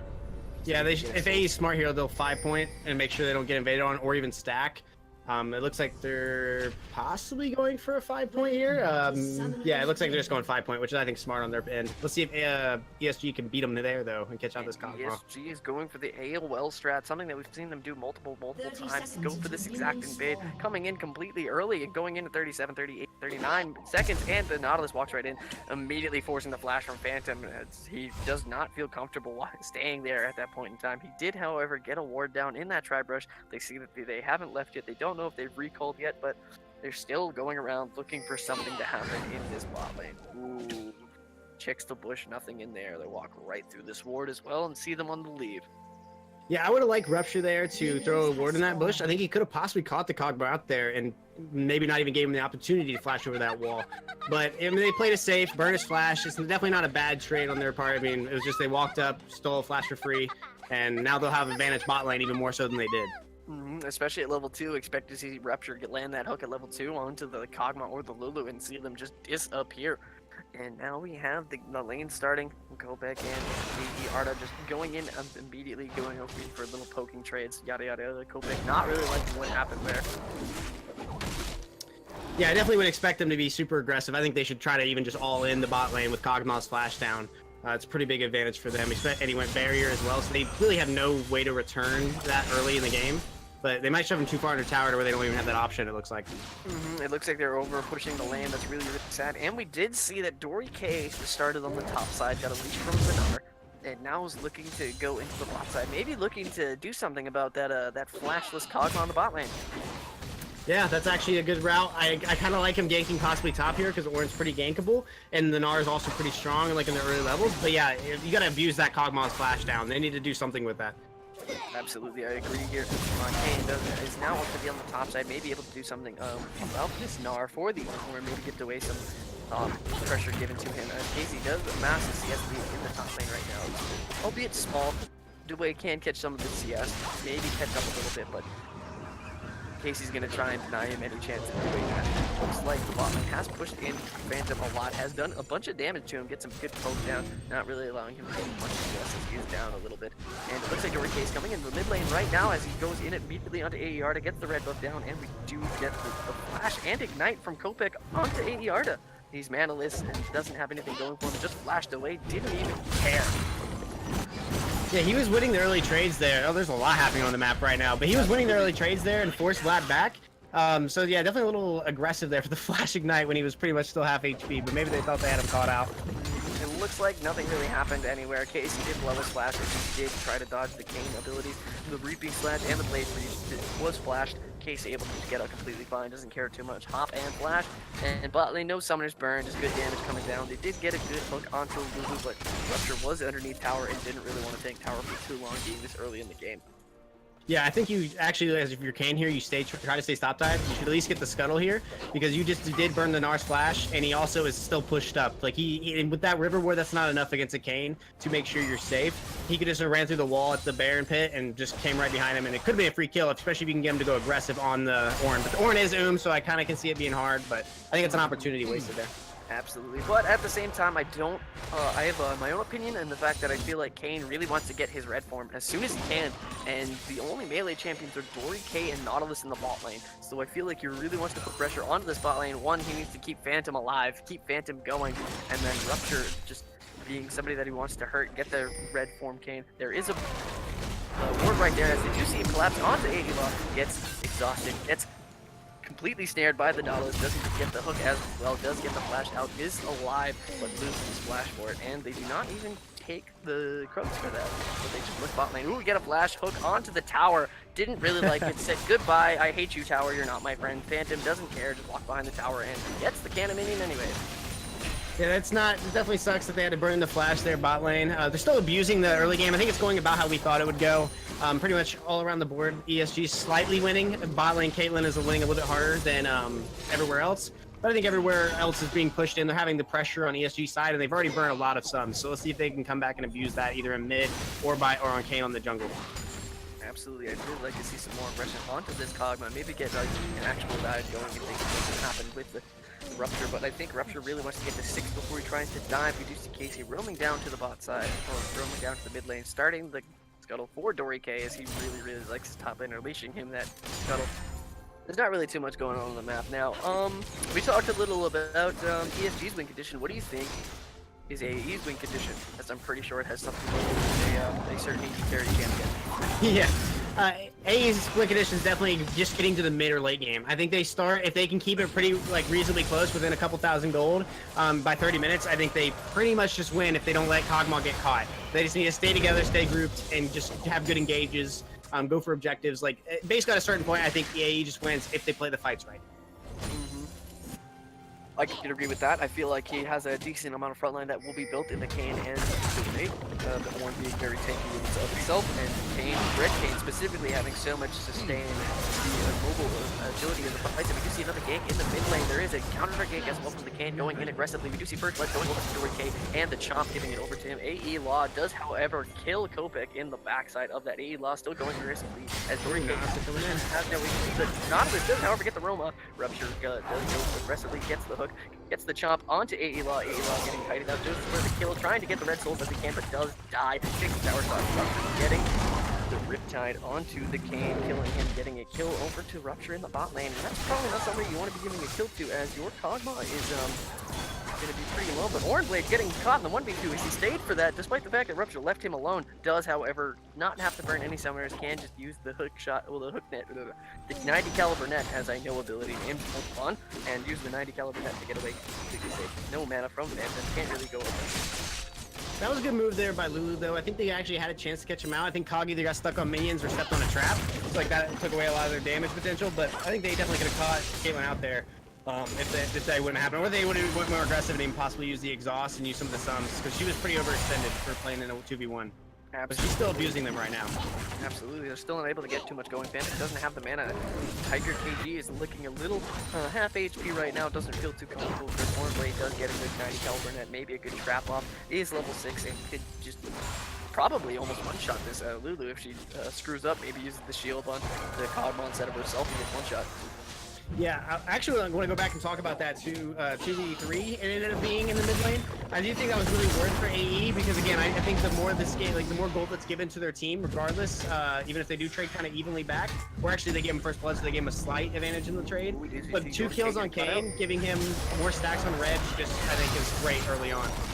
AE Law going for an aggressive trade on Dory K, not realizing that you can't really duel a Trundle. Kopek does show up, get the flash key off on AE Law. AE Law does not die, but however, Dory K does also move barely. Kopek trying to creep for this damage, does manage to get the hook, line, and sinker onto AE Arda. He does not stop his teleport, and he does get ignited and exhausted. Doesn't really stop the teleport either. Seems like a waste of summoner spells, but it is sad, and Dory K does get the Scuttle Crab and still remains with the jungle pressure. Yeah, that was a very interesting use of summoners there. I don't know if they thought they could hold him through his ulti, but he was definitely not going to die. So I don't know if they just don't know when to use Ignite, but that was rough use of Ignite and Exhaust, because Arda was basically a He's not going to burst anybody that hard when in that situation. So I really don't get the Exhaust either. But yeah, that's just kind of not ESG not using their summoners when they should be, because they need to work. They need to make those plays work early if they want to have a chance in this game. See a bit of a panic going on, not very ideal for him. AE Law still looking around this lane. Rupture still being around, but not too close. That ward will get spotted by that pink ward. Kopek now abusing AE Arda. He's like, haha, you're right, I moved too. Guess what? I don't need mana though. doesn't really care too much. AE delay, just catching mid lane, or catching more lanes, or catching more waves of minions. Still a bit behind in this top lane matchup. Yeah, Art is actually playing really impressive to me. He's had actually a couple opportunities possibly to finish. It was unlucky. The Nautilus, or the Trundle there, lived with like 20 HP, so that was a little unfortunate. But I like how so far he's been playing this matchup, and if he gets like scaling up, I think he's going to be a lethal weapon later. The Kog'Maw's still looking pretty weak though, and the Caitlyn's out farming him pretty significantly. Not having a great time in this lane. AE Phantom, however, is able to trade aggressively onto Oranblade. And this is probably looking ideal for Kog'Maw, as in a 1v2, Oranblade doesn't really have kill pressure here, and Phantom can just scale. He doesn't really care. As long as he's able to get some sort of gold and get his items that he needs, he doesn't care too much, but there's like no kill pressure on him anymore. Rupture will, however, hit 6, and I think that something may happen in the bot lane, but AE Law is here, is looking for a 2v3, and there is a counter game during game in the backside, which we do not know about. AE Law does get some with his walking into the wall, doesn't mean to go onto Oranblade. AE Tiger KG does get caught out by Rupture and Dory K in the backside. AE Law still going aggressive, does, however, also not Dory K trying to survive. Ooh, and we do see Caitlyn getting a kill for herself with the ace in the hole to catch out the Lulu at the end. Kane not able to block it in time. Walls are too big for him to reaping slash through, and Kog'Maw losing a lot more minions and losing a lot of tower pressure. Dory K not staying for the tower though, just feeling that they can take it by themselves unless he's coming back. Yeah, I don't really know why Kog'Maw stepped up into the Caitlyn there, like 1v1. He basically got traded out so hard that he couldn't join at a certain point. So that's why they just lost it so hard when the Lulu and Kane went in. Oh, the Mirai's looking for a kill here mid. Oh, and we do see the kill coming in, not going too much. Yeah, the Hemoblade able to get the Comeback just barely enough. And the Rise not able to get his damage. The overload completely just out of range yet, doesn't have his boots, doesn't have the movement speed that he needs to get in there. Dory K does look to try and do something, gets immediately bursted and just walks away. AE Art is just like, no please, no bad troll, I don't need to. Yeah, Art is playing like a beast on a mission right now. I think this guy's gonna be really hard to deal with once he gets a few items. I'm gonna say that now about him. Oh, maybe goes in for the Spell Flux and the Overload immediately on Comeback, trying to burst him out, and does burst him out. AE Art does, however, start ghosting, thinking that he can take this fight against Oranblade as well. Law is here as well, but nothing to really come of it, just ghosts. Trying to feign that kill. Dory K does show up with the troll pillar to just completely stop him from doing anything. Yeah, I mean, if the Trundle doesn't show up there, she doesn't have any sums, so I see what he was trying to think of there, to just snaring the Caitlyn, and then having the Kane come in, and they could definitely burst her, but the Trundle being there, nothing's gonna happen with that. Like you said, he just pillars, and they just have to back up. Yes, not really too much going on there, and Dwayne going behind us. We assumed in this matchup, Klarna just pretty much able to poke out Dwayne on repeat. Nothing really too much that Dwayne can do here, just trying to sustain and do what he can in this lane. AE Arda does have his blue buff. He's trying to push in and maybe kill Kopek again. Oh, a great top lane though. Dwayne's winning it for sure. Dwayne catches out Casey. He's not respecting Dwayne's ability to catch him and to go through all the Rune God. Dwayne does not get the solo kill, just barely gets away. Casey S130 gets underneath the tower, barely lives with a sliver of HP, 60 HP. That's a tilter. And he had the flash too, and he saw him like super close. There was no way Nara's gonna escape you if you flash in there. He had a free 1v1 kill, but he just doesn't go for it. He plays too passive there, and I don't know what he was thinking. I don't know why he didn't go in for that. Even with the brittle proc, didn't even feel that he could kill him with a flash auto attack. 60 HP. He does his 97 AD, and Casey has literally no armor. I think that was a free kill. He saw him. He had the ability to do it. Didn't want to. And maybe he saved it for later on. And we do have a catch out in the bot lane. AE Law does get caught up by Rupture and Kopek and friends. Rupture trying to do what he can, getting all the CC down to Dory K. Has no mana, doesn't have anything else to provide to this team fight. AE Law does manage to escape with his life while burning his flash. And the reason I think you should go in there and get that, and it's worth the flash, is because, again, they are a scaling comp. If he gets strong at early game, then the game's really over for ESG. So they're going in here mid, it looks like. Absolutely. Kopek does get the evil plague down, does get the Tides of Blood going onto AE Arda. AE Arda does take so much damage, the ace in the hole coming in for Oranblade. Another kill over to Oranblade, got the solo tower gold, gets 2 kills, is looking to be a monster if she can become one. Yeah, we'll see how much her scaling hurts her, but it looks like they got red paint already, which is nice for AE. That's one of their big kind of win conditions, is getting that. Does, however, try to go into a 1v3. Seems a little sketchy. 90 caliber net to try and get some more damage down. Oranblade really wants to get this tower, but Rupture, it doesn't want to tank it anymore, neither does Kopek. I feel like that tower in the mid lane was free for ESG at this point in time, but they just beep. Yeah, the Kane though, when he gets that red, I mean, he just got it, so that's a big spike for him. Diving him would have been really hard for them, especially with no ignite on the Vlad and no ulti as well. So like they really didn't have that much damage there to take that tower. So he's pretty safe, I think, underneath there. I think it would have been interesting to see. I would have liked to have seen them try and do something aggressive. I feel like with 3 people, you have lots of immense lockdown that can lock him down. If he does get caught in a trap, he will probably die. But he does safe. They do back off. They go for the safe play. Go for to get into the wave with the bot lane. And Orangeblade does try to keep up his CS lead of a 30 CS lead in the bot lane, 20 CS lead in the top lane, and even in the mid lane. Oh, looking to engage. The way getting caught out over here. Casey does go in. He does have Mega Knock. The way does go back in with the call. Sport God completely misses the call. The Sport God. Jory K is here. Rupture is here. There's so much things going on. Full 5-man from AE. Good teleport in with the Realm War from the Rise. 2 kills onto the Kog'Maw. Yeah, they had great collapse there from the Rise. He really just started, he just chunked them out and then Pog finished them off. They are getting Caitlyn pushing bot lane though, which maybe they'll get some trade damage on that tower, but they're going to probably take top here as well. Absolutely, it does look like Kog'Maw is going to have Caitlyn. I don't know if that's the right field strategy at this point in time, but Kog'Maw definitely wants those amazing. He did get 2 kills, does have a Ginsu, so if he can get a Ginsu stacked, I think he just kills Caitlyn. Actually, I think Caitlyn's just better right now than him, so I don't know if he can actually... Oh, he is actually winning the 1v1, but Caitlyn got caught out with a lot of his bursts. Absolutely, lots of good damage coming in with a lethal tempo. He gives him so much extra damage. If he gets his Ginsu stack, he just completely shreds Caitlyn at this point in time. Caitlyn not having a completed item to a Ginsu feels really bad, especially with Crit Champion. Yeah, I agree. Yeah, if he had the normal like build that would go like a couple patches ago, I think Caitlyn could just smash him right now. That's what my worry was for their team, was the fact that Caitlyn couldn't really scale as well as normal. So we'll see how that keeps going towards mid game. You do, however, see the Riptail picked up for AE. They do get the Riptail onto DeWay.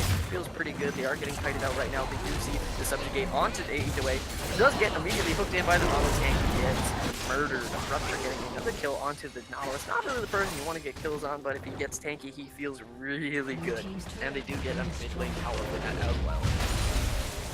Yeah, they still had that slight lead from their early game, but I'm still favoring AE right at this point, because AE's holding on enough that I think that they keep this, like, without losing too many more objectives, they can easily come back into this game. It all, I think, will depend on the mid to late game of this Kog'Maw. He is getting strong, he is getting his items, he is getting exactly what he needs, but if he does not keep it going, if he does not have the positioning, if he does get cut, if DeWay is not able to tank the front line for him, and if neither does Kane, he will have a bad time, I believe, especially with a Vladimir and the Caitlyn just being so safe, and if the Gnar can get in the backline with Mega Gnar, I feel like the Kog'Maw will have very many issues. Yeah, they need to, ESG here needs to keep pushing their advantage. They need to keep grouping for objectives, keep kind of forcing the issue, because at a certain point, Kog'Maw will just solo carry if he groups for a fight. So I need to see ESG here, like, really push and really be smart in their mid to late game, unlike they were in the last game they played. That would be, if they could be a lot more decisive, a lot more calling on their shots, if they could be a lot more careful of what they're doing and just pay attention when they are strong and what they can do. They do have Orangeblade pushing for another tier 1 in the top side, getting good damage down, is half HP. KC doing some good work with that. Not really respecting DeWay at this point in time, and I feel that DeWay, if he just uses Call of the Forge God, probably just kills Orangeblade. Yeah, as long as he doesn't get kited out too hard, he could definitely just solo kill her. It feels like Orangeblade realizes that he's been here a little bit too long, doesn't know if there's anybody around, and could very easily die to all this CC. Doesn't really chance it. Just runs back to his team, hoping for the best. Rupture getting out some good vision. Yeah, they got one Windrake on their stack already for ESG, which is good for them, but then they also got an Inferno coming up, so this is actually really good for them. It'll help them scale against the AE team if they can get that, so that should definitely be a focus. They should be backing, resetting, getting all their gold spent so they're as strong as they can be right now and take that as a group.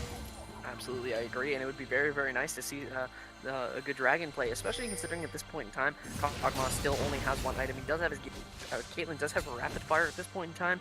Rapid fire will be good, not good consistent DPS, but ooh, and we do see a flash on the AE Arda onto Orangeblade. Orangeblade is not dying immediately, gets the AE as a whole onto AE Arda right before the dragon is exactly not what you want. The Ross coming out swinging, trying to do what he can, does barely dodge that hook. The Evil Flame does come out, Kopeck with the photo belt, doesn't get anything more, just gets the good old suck off, and now goes for the dragon. It was in fact not an infernal dragon, it was a cloud drake. It just has the image in the upper left hand corner and fooled Rutledge.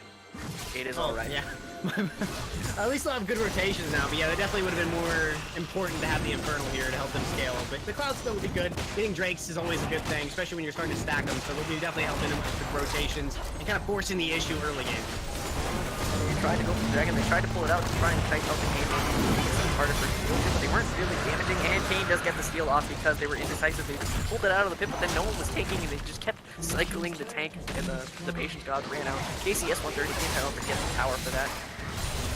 Yeah, I guess they valued the tower top over just for sure locking in the dragon, or even possibly taking the 4v5 fight, because Nar could have TP'd and even possibly winning for a gauge if he has his bar stacked. So, but they did burn a lot of ultis in the mid fight. Flash onto the AE Law right now. Good hook onto him with the Nautilus. Doesn't get too much going. AE tries to try to get the Searing Charge knockup going on, but doesn't really happen too much. Rupture just tries to go for the play for his team. Doesn't get it going. Phantom is looking pretty though. I don't know if they want to dive. I don't think they have the capability to dive.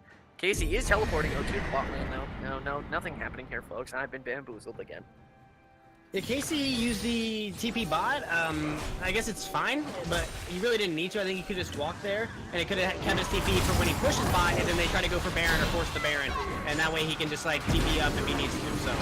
Casey's trying to creep the tower. I think he gets it anyway. He have literally no HP. I don't think he wants to fight him right now. He's a Black Weaver. You only have a Frozen Fist and a Ninja Tab. You have literally no HP. You do not do enough damage on Dway, but KCS 130 chooses not to take the fight. Interesting.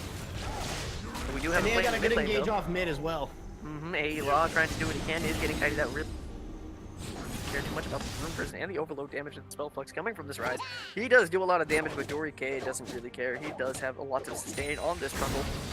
He just feels completely fine just walking around, eating damage. He's tank. He don't care. Yeah, that really feels bad for ESG there, because they keep having plays like that happen where they get caught out and give them free gold. That's just going to get AE to a point where they're not going to be able to handle them. So we'll see. They got to stop getting caught out like that and giving them free kills. When they could have just stepped in the bot tower for free, it didn't need to be overextended like that. Good Rune Prison on KCS 130 as he tries to, and it does not get any more follow-up damage. We do have the subject coming down onto Dway. Nothing really else is happening here. Just using the ultimate, no real follow-up damage. Nothing happening. Casey did not have his Mega Bar stacked. I feel like you went a little early there, don't worry, but that is completely fine. You do, however, make them scared, make them away, take them away from your tower. They do not want this global gold. Yeah, once they get all their ults back up, I think they should start trying to pressure Baron. I know that he uses TP, so doesn't really have that split push pressure, because he definitely should be beating Dway in a 1v1 right now, and should have definitely be winning in most actually 1v1s against the other team, except for maybe Rise and Cog, obviously. Hopefully agree here.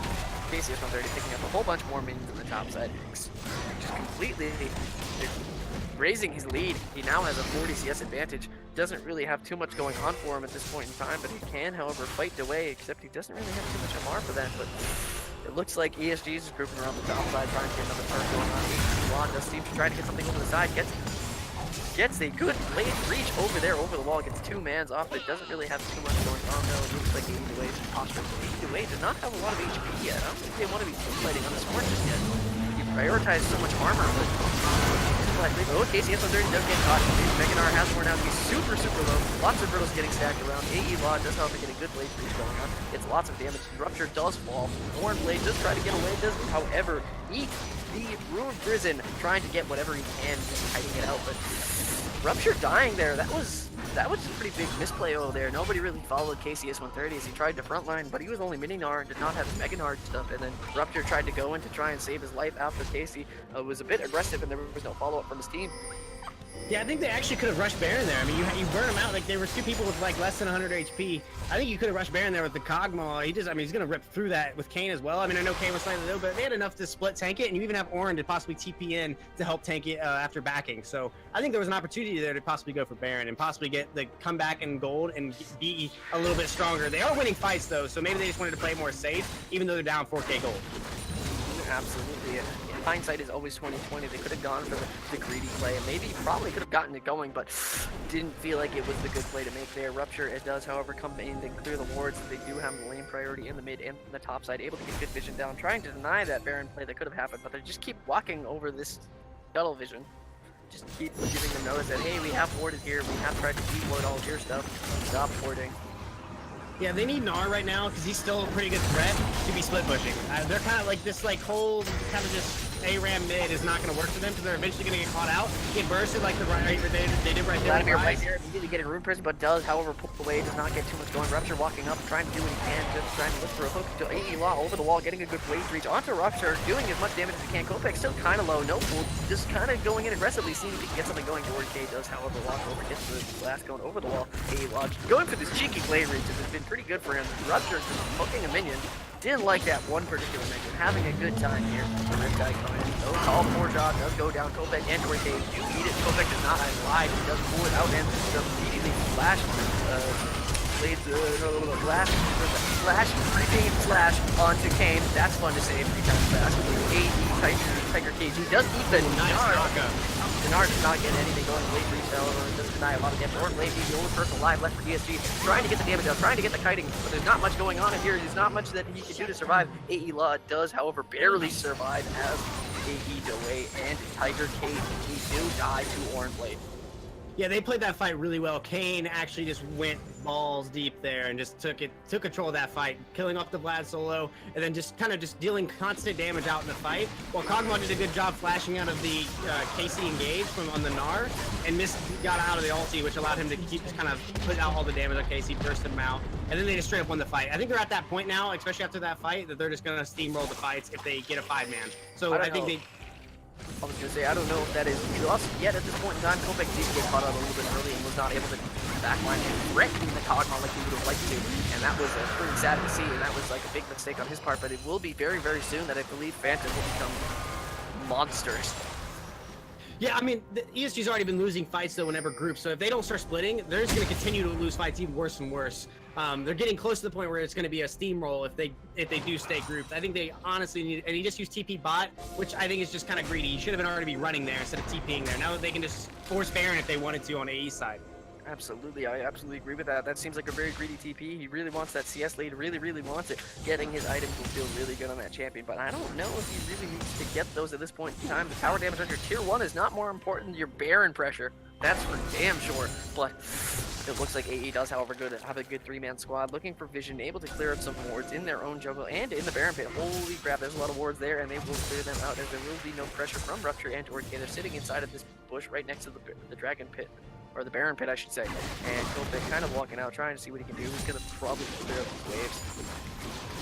Yeah, Kog'Maw's sitting on 2 items now and has a Quicksilver Sash as well, so he's a lot safer. And I think they should have been more aggressive, trying to at least force ESG to walk up and possibly look for an engage with Ornn there. But Ornn decided to go clear golems, which I just think was a waste of time for an Ornn. It feels good because he's feeling a little bit behind. Feels like he wants that golem to get to. If he is, however, TV in the tower, the fight actually do have something happen. The Arda and the Phantom completely melting Rupture right there as he goes too aggressive. Do have called forward, got immediately on the Kopek. Kopek does eat a lot of damage. The Brittle coming out. A-Law does go fast out of the ultimate right behind him. And we do have the Realm Wolf coming in. We do, however, the only AE Ardas here. 1v3 basically, but Dave and Kane able to come in and save his life. KCS gets a good Gnar, but not good enough as there is no follow-up damage. Orange Blade and Dory Cage walk away. It just kind of seems like ESG doesn't really know how to play the mid to late game. Like they just kind of like force something there under tower, get caught out. And like I said, I don't think they're gonna win even a 4v5 unless they get a really good engage and burst out like one of the carries. Because Law's just running rampant on their backline and their front line. He is just ripping through people right now. Absolutely do not have a successful lockdown, or they're failing to lock down the Kane as soon as he tries to go around. He's such a mobile champion. Able to sprint around, do everything able to do, however, see AE do the Baron, completely melted it down. They do have Kog'Maw, feels really good. Ginsu stack melts the shit out of it with the Bioarcane Barrage on his W. Just feeling so good, so much damage on that champion. He's getting that point. He's hitting his third item very shortly, and it's gonna be spelling doomsday for ESG at this point in time. I was seeing ES3 earlier on in the early game, in the last game, but he had some good early game plays this game, but it's looking like ES3 is not to be again, and I'm really sad by this prospect. Yeah, they looked really good in both early games for the most part. They even asserted their lead here. It wasn't the cleanest as it was last game, but it was still enough to where they could have possibly done pressure and split push. But I think they just kind of played this comp wrong. I think the not splitting with the Gnar on the Dway was just wrong, and they just looked like they didn't know what to do for the most part in mid game. Ooh, and we do see Kopek probably getting caught out over here by AE. right aggressively. Does get the room person down. Does go for the does not get it. Does snowflux and the overload damage. Kopech living with literally 20 HP. Yeah, that was about as close as it gets there. That's a little bit. That's Artis have a lot of kills like that. Like even though he's 2 and 4, I think he's been playing phenomenally, and he's just kind of had an unlucky amount of damage each time. So like that's unfortunate, but I mean he still forces them back, and now they can push for bot lane for more towers. I agree. They're going to be able to push this. They have Baron right now. They can keep pushing this. They do have a decent sized wave at this point in time. They have another wave coming right behind them. They do have a Baron cannon minion, which will just melt this tower if it's left alone. If they can't clear it, but they do have a Caitlyn, they do have Benar, they do have the capability to clear that minion if they do want to walk up for it. However, walking with the rest of the law into way right now seems a little risky. Yeah, Caitlyn's actually starting to do some decent damage when she's hit the squishies, but it's whether or not like she can do that for free, because Law's going to be on top of her, and DeWay as well is going to be ulting her, so it's going to be really hard for Caitlyn to play her on these fights. But she does seem to be doing damage now. But Kog'Maw's also scaling really well right now. He's getting pretty hard to deal with as well.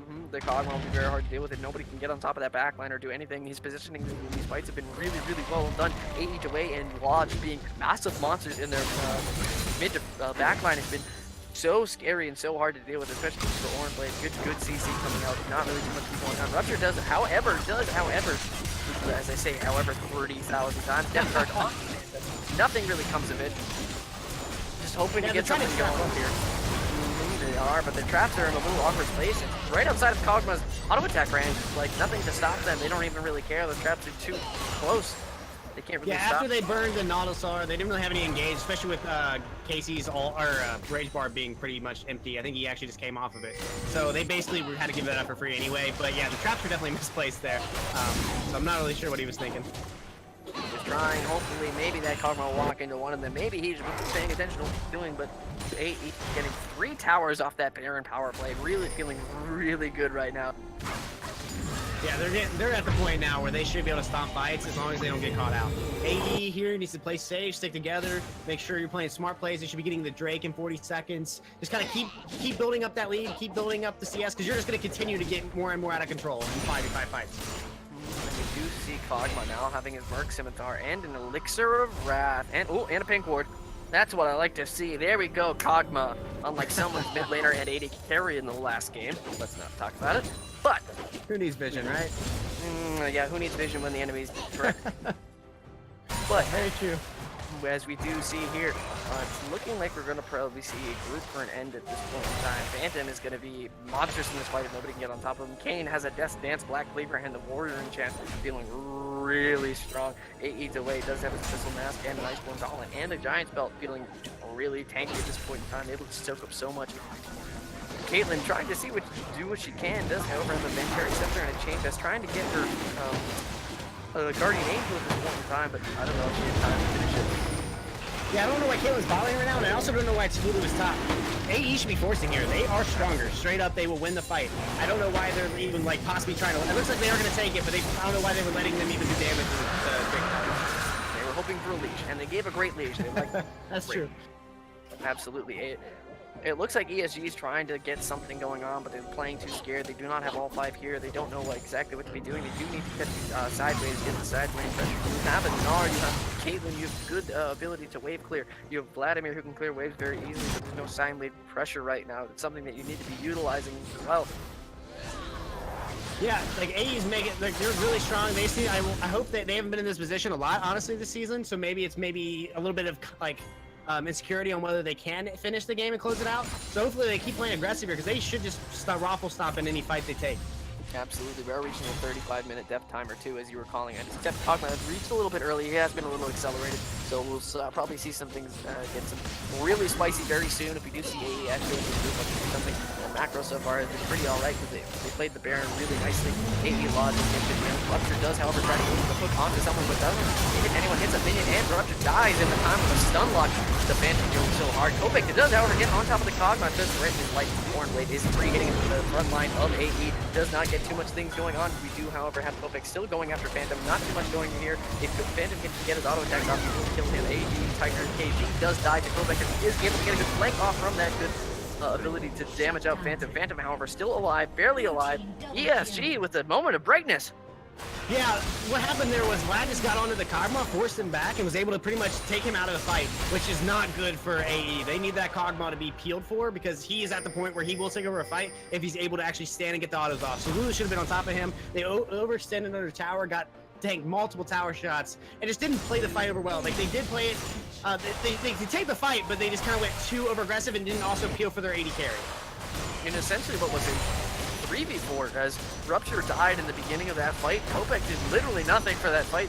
It was just Orange Blade free hitting and Dory K and Casey just doing as much as they can to that front line, because it was like 4v1 there, or 4v3. Yeah, Blade, like I said, he's starting to hurt. So if they don't get on top of him, which was surprising they couldn't, since he did burn flash and heal like before the fight even started. But they just went too deep. They just needed to wait for the wave there, then wait for a better engage. It was just a little too forced, and they should have backed up as soon as Vlad started getting on top of their Kog'Maw. They didn't peel back correctly. They kept trying to go in and do as much damage as they could, but they were not able to kill the Orange Blade as he was able to free hit and do massive amounts of damage. Feels pretty good to be ESG right about now. You're feeling pretty confident. You are 100 gold up despite everything that's happening. You're not feeling that lead too well. Trundle's caught out. Ooh, and we do have Trundle getting caught out right now. He does, however, walk right into AE Yarda and AE. So here, so much knockup, so much CC, so much gone. This Trundle might be trolling folks. He is, however, dead, and we do harvest the AE starting the Baron. Yeah, this should be free, especially with Trundle dead. He was way over. So they're looking for the engage instead. Absolutely, Tiger KG does get a little bit caught out. Casey, however, getting in with the Mega Knight, trying to do one. Again, AR gets completely burst down as a single solo run with Warren play doing, but again, Casey S130 gets a decent nod. AE delay going to call up for Kopech, pulling out the damage shot. Here is, however, tanking this Baron. Does get a good hemo play. AE delay trying to do what he can to the backline, but there's no, the Kog'Maw cannot free hit at this point. He's being threatened too much. AE Law used his ultimate, or did not use his ultimate just yet, but does have good feel for the Kog'Maw at this point, realizing that the Kog'Maw needs to keep him alive, folks. Yeah, there's a lot of negatives there from AE. It looks like they are just kind of playing like they don't have the confidence to end the game. Because all you got to do there is communicate whether they want to engage or just finish the Baron. The Rise went in by himself, basically inted, because Caitlyn has put a trap down and almost one-shot him. So he did literally nothing that fight, and he's been playing well besides that, pumping out a lot of damage. After that, though, once he's dead, they just collapsed on him, and I just don't, not really, there's just big miscommunication there on their part. Absolutely, is very, very big miscommunication. You have your entire team there. You have this absolute ball monstrosity that is Kog'Maw. You're not playing around with it effectively. You're thinking that you can do things by yourself. Oh, I'm this prize, but you need to be playing around your team friend, as we did see earlier on in the first game, the Zenith trying to do something very similar. But here we have it, the Kog'Maw being super, super strong. Still hasn't died, doing quite well in that regard, but needs to be able to get hit and become that artillery machine that he wants to be. Yeah, Kayla's actually becoming a huge threat now, so she's actually about as big of a threat as Kog'Maw in my opinion, at least, especially because she just seems to be playing the fights really well. Her positioning's been great. She's pumping out damage whenever she's in range. Kog'Maw has had a hard time because he's mainly not being peeled for it, and the team, they're just not playing as a unit when ESG is playing much better as a unit right now. So, but AE should still win fights if they play it right and if they peel for the Kog'Maw. Absolutely, I would really like to see maybe an Essence Reaper or something for the Kog'Maw at this point in time. Albeit you won't get too good use of the passive, but having his W up is very important for Kog'Maw's damage. When you ult and you can get that passive going on, you will be able to get your W up more often, and that's very important to these team fights, as if when your W is down on Kog'Maw, you can engage on top of him and not be able to do as much damage as he would like. He can very short range. Caitlyn will just completely outrange him. Yeah, I think he should be going Essence Reaver as well. I do like the Executioner buy though, just to kind of help deal with the Vladimir, because he's been healing a lot, especially if he's going to be constantly engaging right on top of the Cog. Cog needs to be able to deal with him. But yeah, I would agree. The Essence Reaver would be huge right now, but I'm not really sure. It looks like he's going for a play of the Rune King, possibly. Maybe. I don't know. Just yet. It could also be a Wit's End. Oh, it could be a Wit's End as well, yes. We will see as it comes out, but right now it does have an Execution calling here. That one, or for the Mortal Reminder, or a Wit's End or a Bork, as we were talking about. I think Bork is probably the better buy, just because of all the HP that KCS 130 has so much HP. The grasp on that champion feels really good. Dory having so much HP as well. Cinder Hulk being a fun item, and then Rupture also being super tanky, and Kopech should be Vladimir. All he wants is HP and AP, and that seems like an awkward use of the launch of the Iron Solari. Yeah, I mean, it would be also nice for the Wit's End because they do a decent amount of AP on their team, especially their two carries are basically AP damage. Like, they do mostly AP damage, or at least a decent amount of AP damage. It would help Arda really help burst who he's targeting. So I could see either working, but I agree. I mean, there's also a lot of HP on the other team. They get caught out here. EG going for the engage, completely just burst out Lulu, doesn't even exist anymore in this game. Dory came flashing forward, doing exactly what Lulu just did. KCS 130, not even a Meganar. Walking right in, Kovac just doing as much damage as he can. Warren plays just free hitting at this point. Doesn't particularly care, but does not have a front line anymore. Does get the flash out, does however have his Guardian Angel at this point in time. AE Phantom does however get a good auto attack off. Not able to kill him just yet. Maybe we'll see the bio, from talking about the Bio Arcade Barrage. I believe Living Artillery should kill him, but does not. Just goes for the Dragon with an Elder Drake for 80 yard Phantom. That was a. I think he could have possibly been aggressive there and burned her GA at the very least, if not killed her as well. It staggered their respawn timers a little bit, but yeah, it's not really worth talking about flashing just to be able to play safe in the next fight. But yeah, all you gotta do is play. You see it right there when they play front to back, even with losing their Lulu immediately, and it didn't matter because they just played front to back and they had Kog'Maw just dealing massive amounts of damage with Arda from the back and just bursting through everybody on ESG. As we did see there, Dory K and KCS 130 kind of just flashing directly into the mouth of the beast, just not even caring too much, going in there and getting completely shredded. Subjugate doesn't matter to this Kog'Maw, doesn't give a crap at this point, can only subjugate away, but doesn't have as much stats as you would probably like on Dory K, so that's not too good. And KCS 130 was not even Meganar, he was a Mininar that far, so he just got completely melted. Yeah, I don't really know. I think it's because they had a couple wins go their way, but it was more because AE was playing the fight so poorly. So I don't know if they were just being over-aggressive there, but I mean, Orenblade was kind of saving them in that fight. He was doing a good amount of damage too, but they can't compete with that Kog'Maw and the Arda, or the Rise in these late game fights anymore. Absolutely. They really need to be able to. I think if Trundle was able to play that fight a little bit better, he did go a bit aggressive. I think you just let Casey get some free hits down, use your Pillar to zone, try and get the Caitlyn to get more free hits off, wait out the Kog'Maw's W, and then Orenblade having a more successful, longer reach. We do however see that Phantom did go for the board, which I do agree with in this scenario. Yeah, the board is perfectly fine. It definitely will help him shred through those big HP tanks. Either one I think could have worked, but I respect the pick because it'll also make him a little bit safer as far as like life stealing and being able to stay in fights longer. Absolutely. This game's looking pretty close and pretty wild at this point in time. Lots of crazy things going on. It does look like AE does have Elder Dragon. They're not looking to even force anything with it. They just took it for memes, I guess, at this point. There's not really too much they can do at this point. ESG just grouping up, trying to see what they can do. They're basically waiting on AE to do something because they can't force something themselves, or they will get demolished by this Kog'Maw. Yeah, it's looking like both teams are kind of not sure what to do with like the very, very late game, especially when it's kind of even. So they're kind of just both like A-ramming and just kind of grouping up and just kind of running around. Really, they should set up for the Baron at this point. It's only a minute 30 left on that. But again, AE just needs to look for a 5v5 grouped up fight without getting caught, and they will, in my opinion, just raffle stomp over the ESG counterparts. Absolutely. As long as they play correctly and they don't play scared, they just need to play like they know what they're doing, and that's all they have to do. And a little bit of a voice crack right there is really sad, and I would just like to see Forge of the Elder God come out of this tournament when they do see them like pressing up against these minion waves. You can engage, you can force this fight. You just have to play around KCS 130's Meganar, because if he gets a good Meganar off, and oof, you see the emo play come out, and that'll be a lot of damage onto 8. Yeah, you could even, Rise warp into their team, like, or at least in a range of Ornn ulti to help you engage. But yeah, they just need to be aggressive and look for a fight. Like, look to play together in a fight. I don't know why Rise is bot here with no TP. It's kind of pointless. He's not really a split pusher in my opinion, especially when they don't need a split pusher. 40 seconds. Yeah, and they're just apparently conceding the Vision War on Baron, and they're backing right now. So we'll see. I mean, if they let this ESG take this for free, that's just terrible macro play. Absolutely, I would have to agree here. That's just absolutely insane. Kovac clearing out this minion wave, just pushing it in as far as he can, trying to do what he can. KCS 130 stealing away the Gromp. Not too much going on right now. Trying to get this vision going, except nobody's warding inside of AE's jungle. Yeah, AE just looks like they're really scared to take fights. I'm not sure what it is, honestly. I just know they've been struggling, so maybe they like the fact that they're close in this late game and they haven't probably gotten to this point very often, except for maybe against EG. But they just look like they're like so scared to take fights, and it's so surprising to me. They should feel really strong right now. You have a Kane scales immensely well. You have Ornn, which scales immensely well. You have a Lulu, Kog'Maw, you have a Rise. You have so much late game potential, so much damage that you can execute on, but nothing is happening. It's just really sad to see at this point in time, and frankly, we just see like a good split push coming on. I think we see Casey wanting to go back to that bot lane very shortly, but he did TP to the Baron despite the fact that they weren't doing it nor were they getting engaged on, and there is a big red push. Oh, we do see Rupture going to try and get something on the AE lock to get a good amount of damage. The concept, Phantom completely almost bursting him out, does however get to do it. That's how he does die to Kopek at this point in time.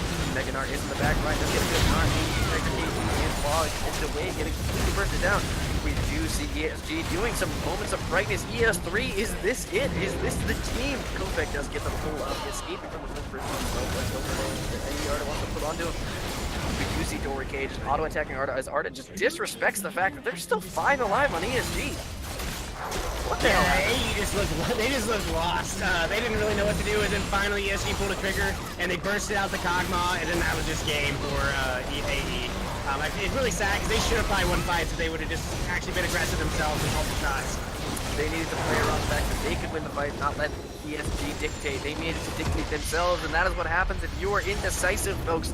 You will lose games. You need to be able to make that play at the snap of a finger.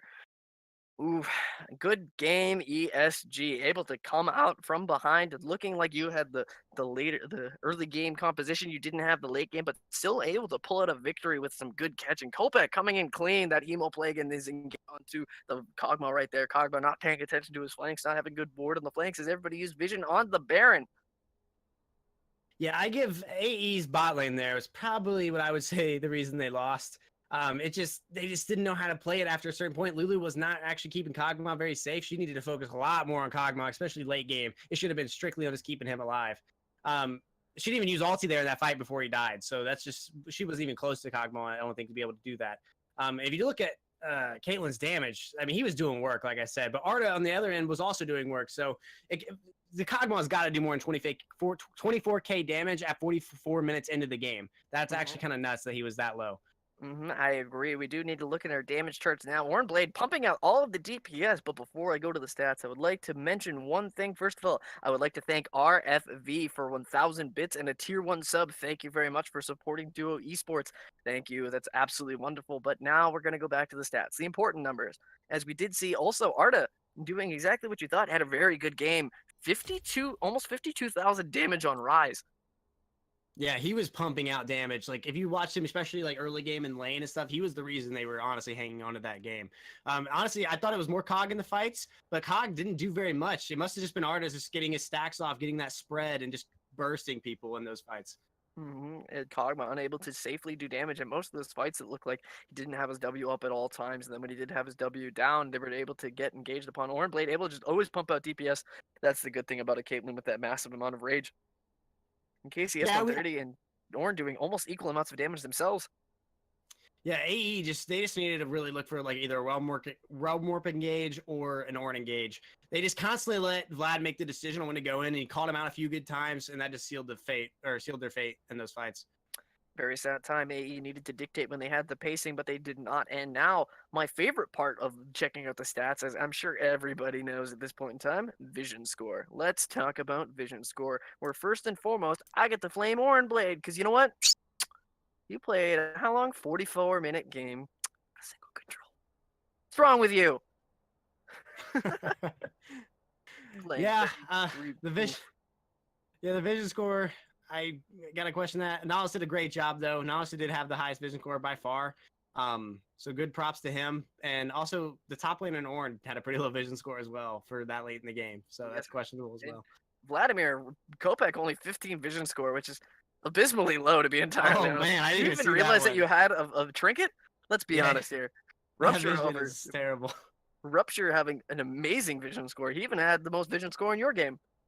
Yeah, he was definitely saving them. They would have probably a lot less chances to get catches if it wasn't for his vision that game. Like, he just by far was highest. Absolutely. This is great stuff. I really like looking at all these stats, being able to understand like what's going on in these players' minds and things like that, and things that you're prioritizing. It's been a lot of fun today. So how'd you feel for your first cast there, Rutledge? Why don't you tell the people? Woo! I mean, I think I was pretty good. I mean, I don't know about you guys, but hopefully everybody liked the stream. Was great casting with Vassal. He did a great job. Helped me as my rookie caster come in and not feel too uncomfortable and kind of be able to, like, I think we managed that game pretty well. He did quite well. Like his top lane performance, pretty good. All right, and with that, first and foremost, I believe this ends our Duo Season 3 Week 4 games of the first week of cross conference. This is our last game of the day. You can see us tomorrow for our first game of the day, AOL versus Naughty Nips at 7 p.m. And I really hope to see you guys there. This is Bosla wishing you guys a good night, and joining me is Rutledge's Beast. Have a good one.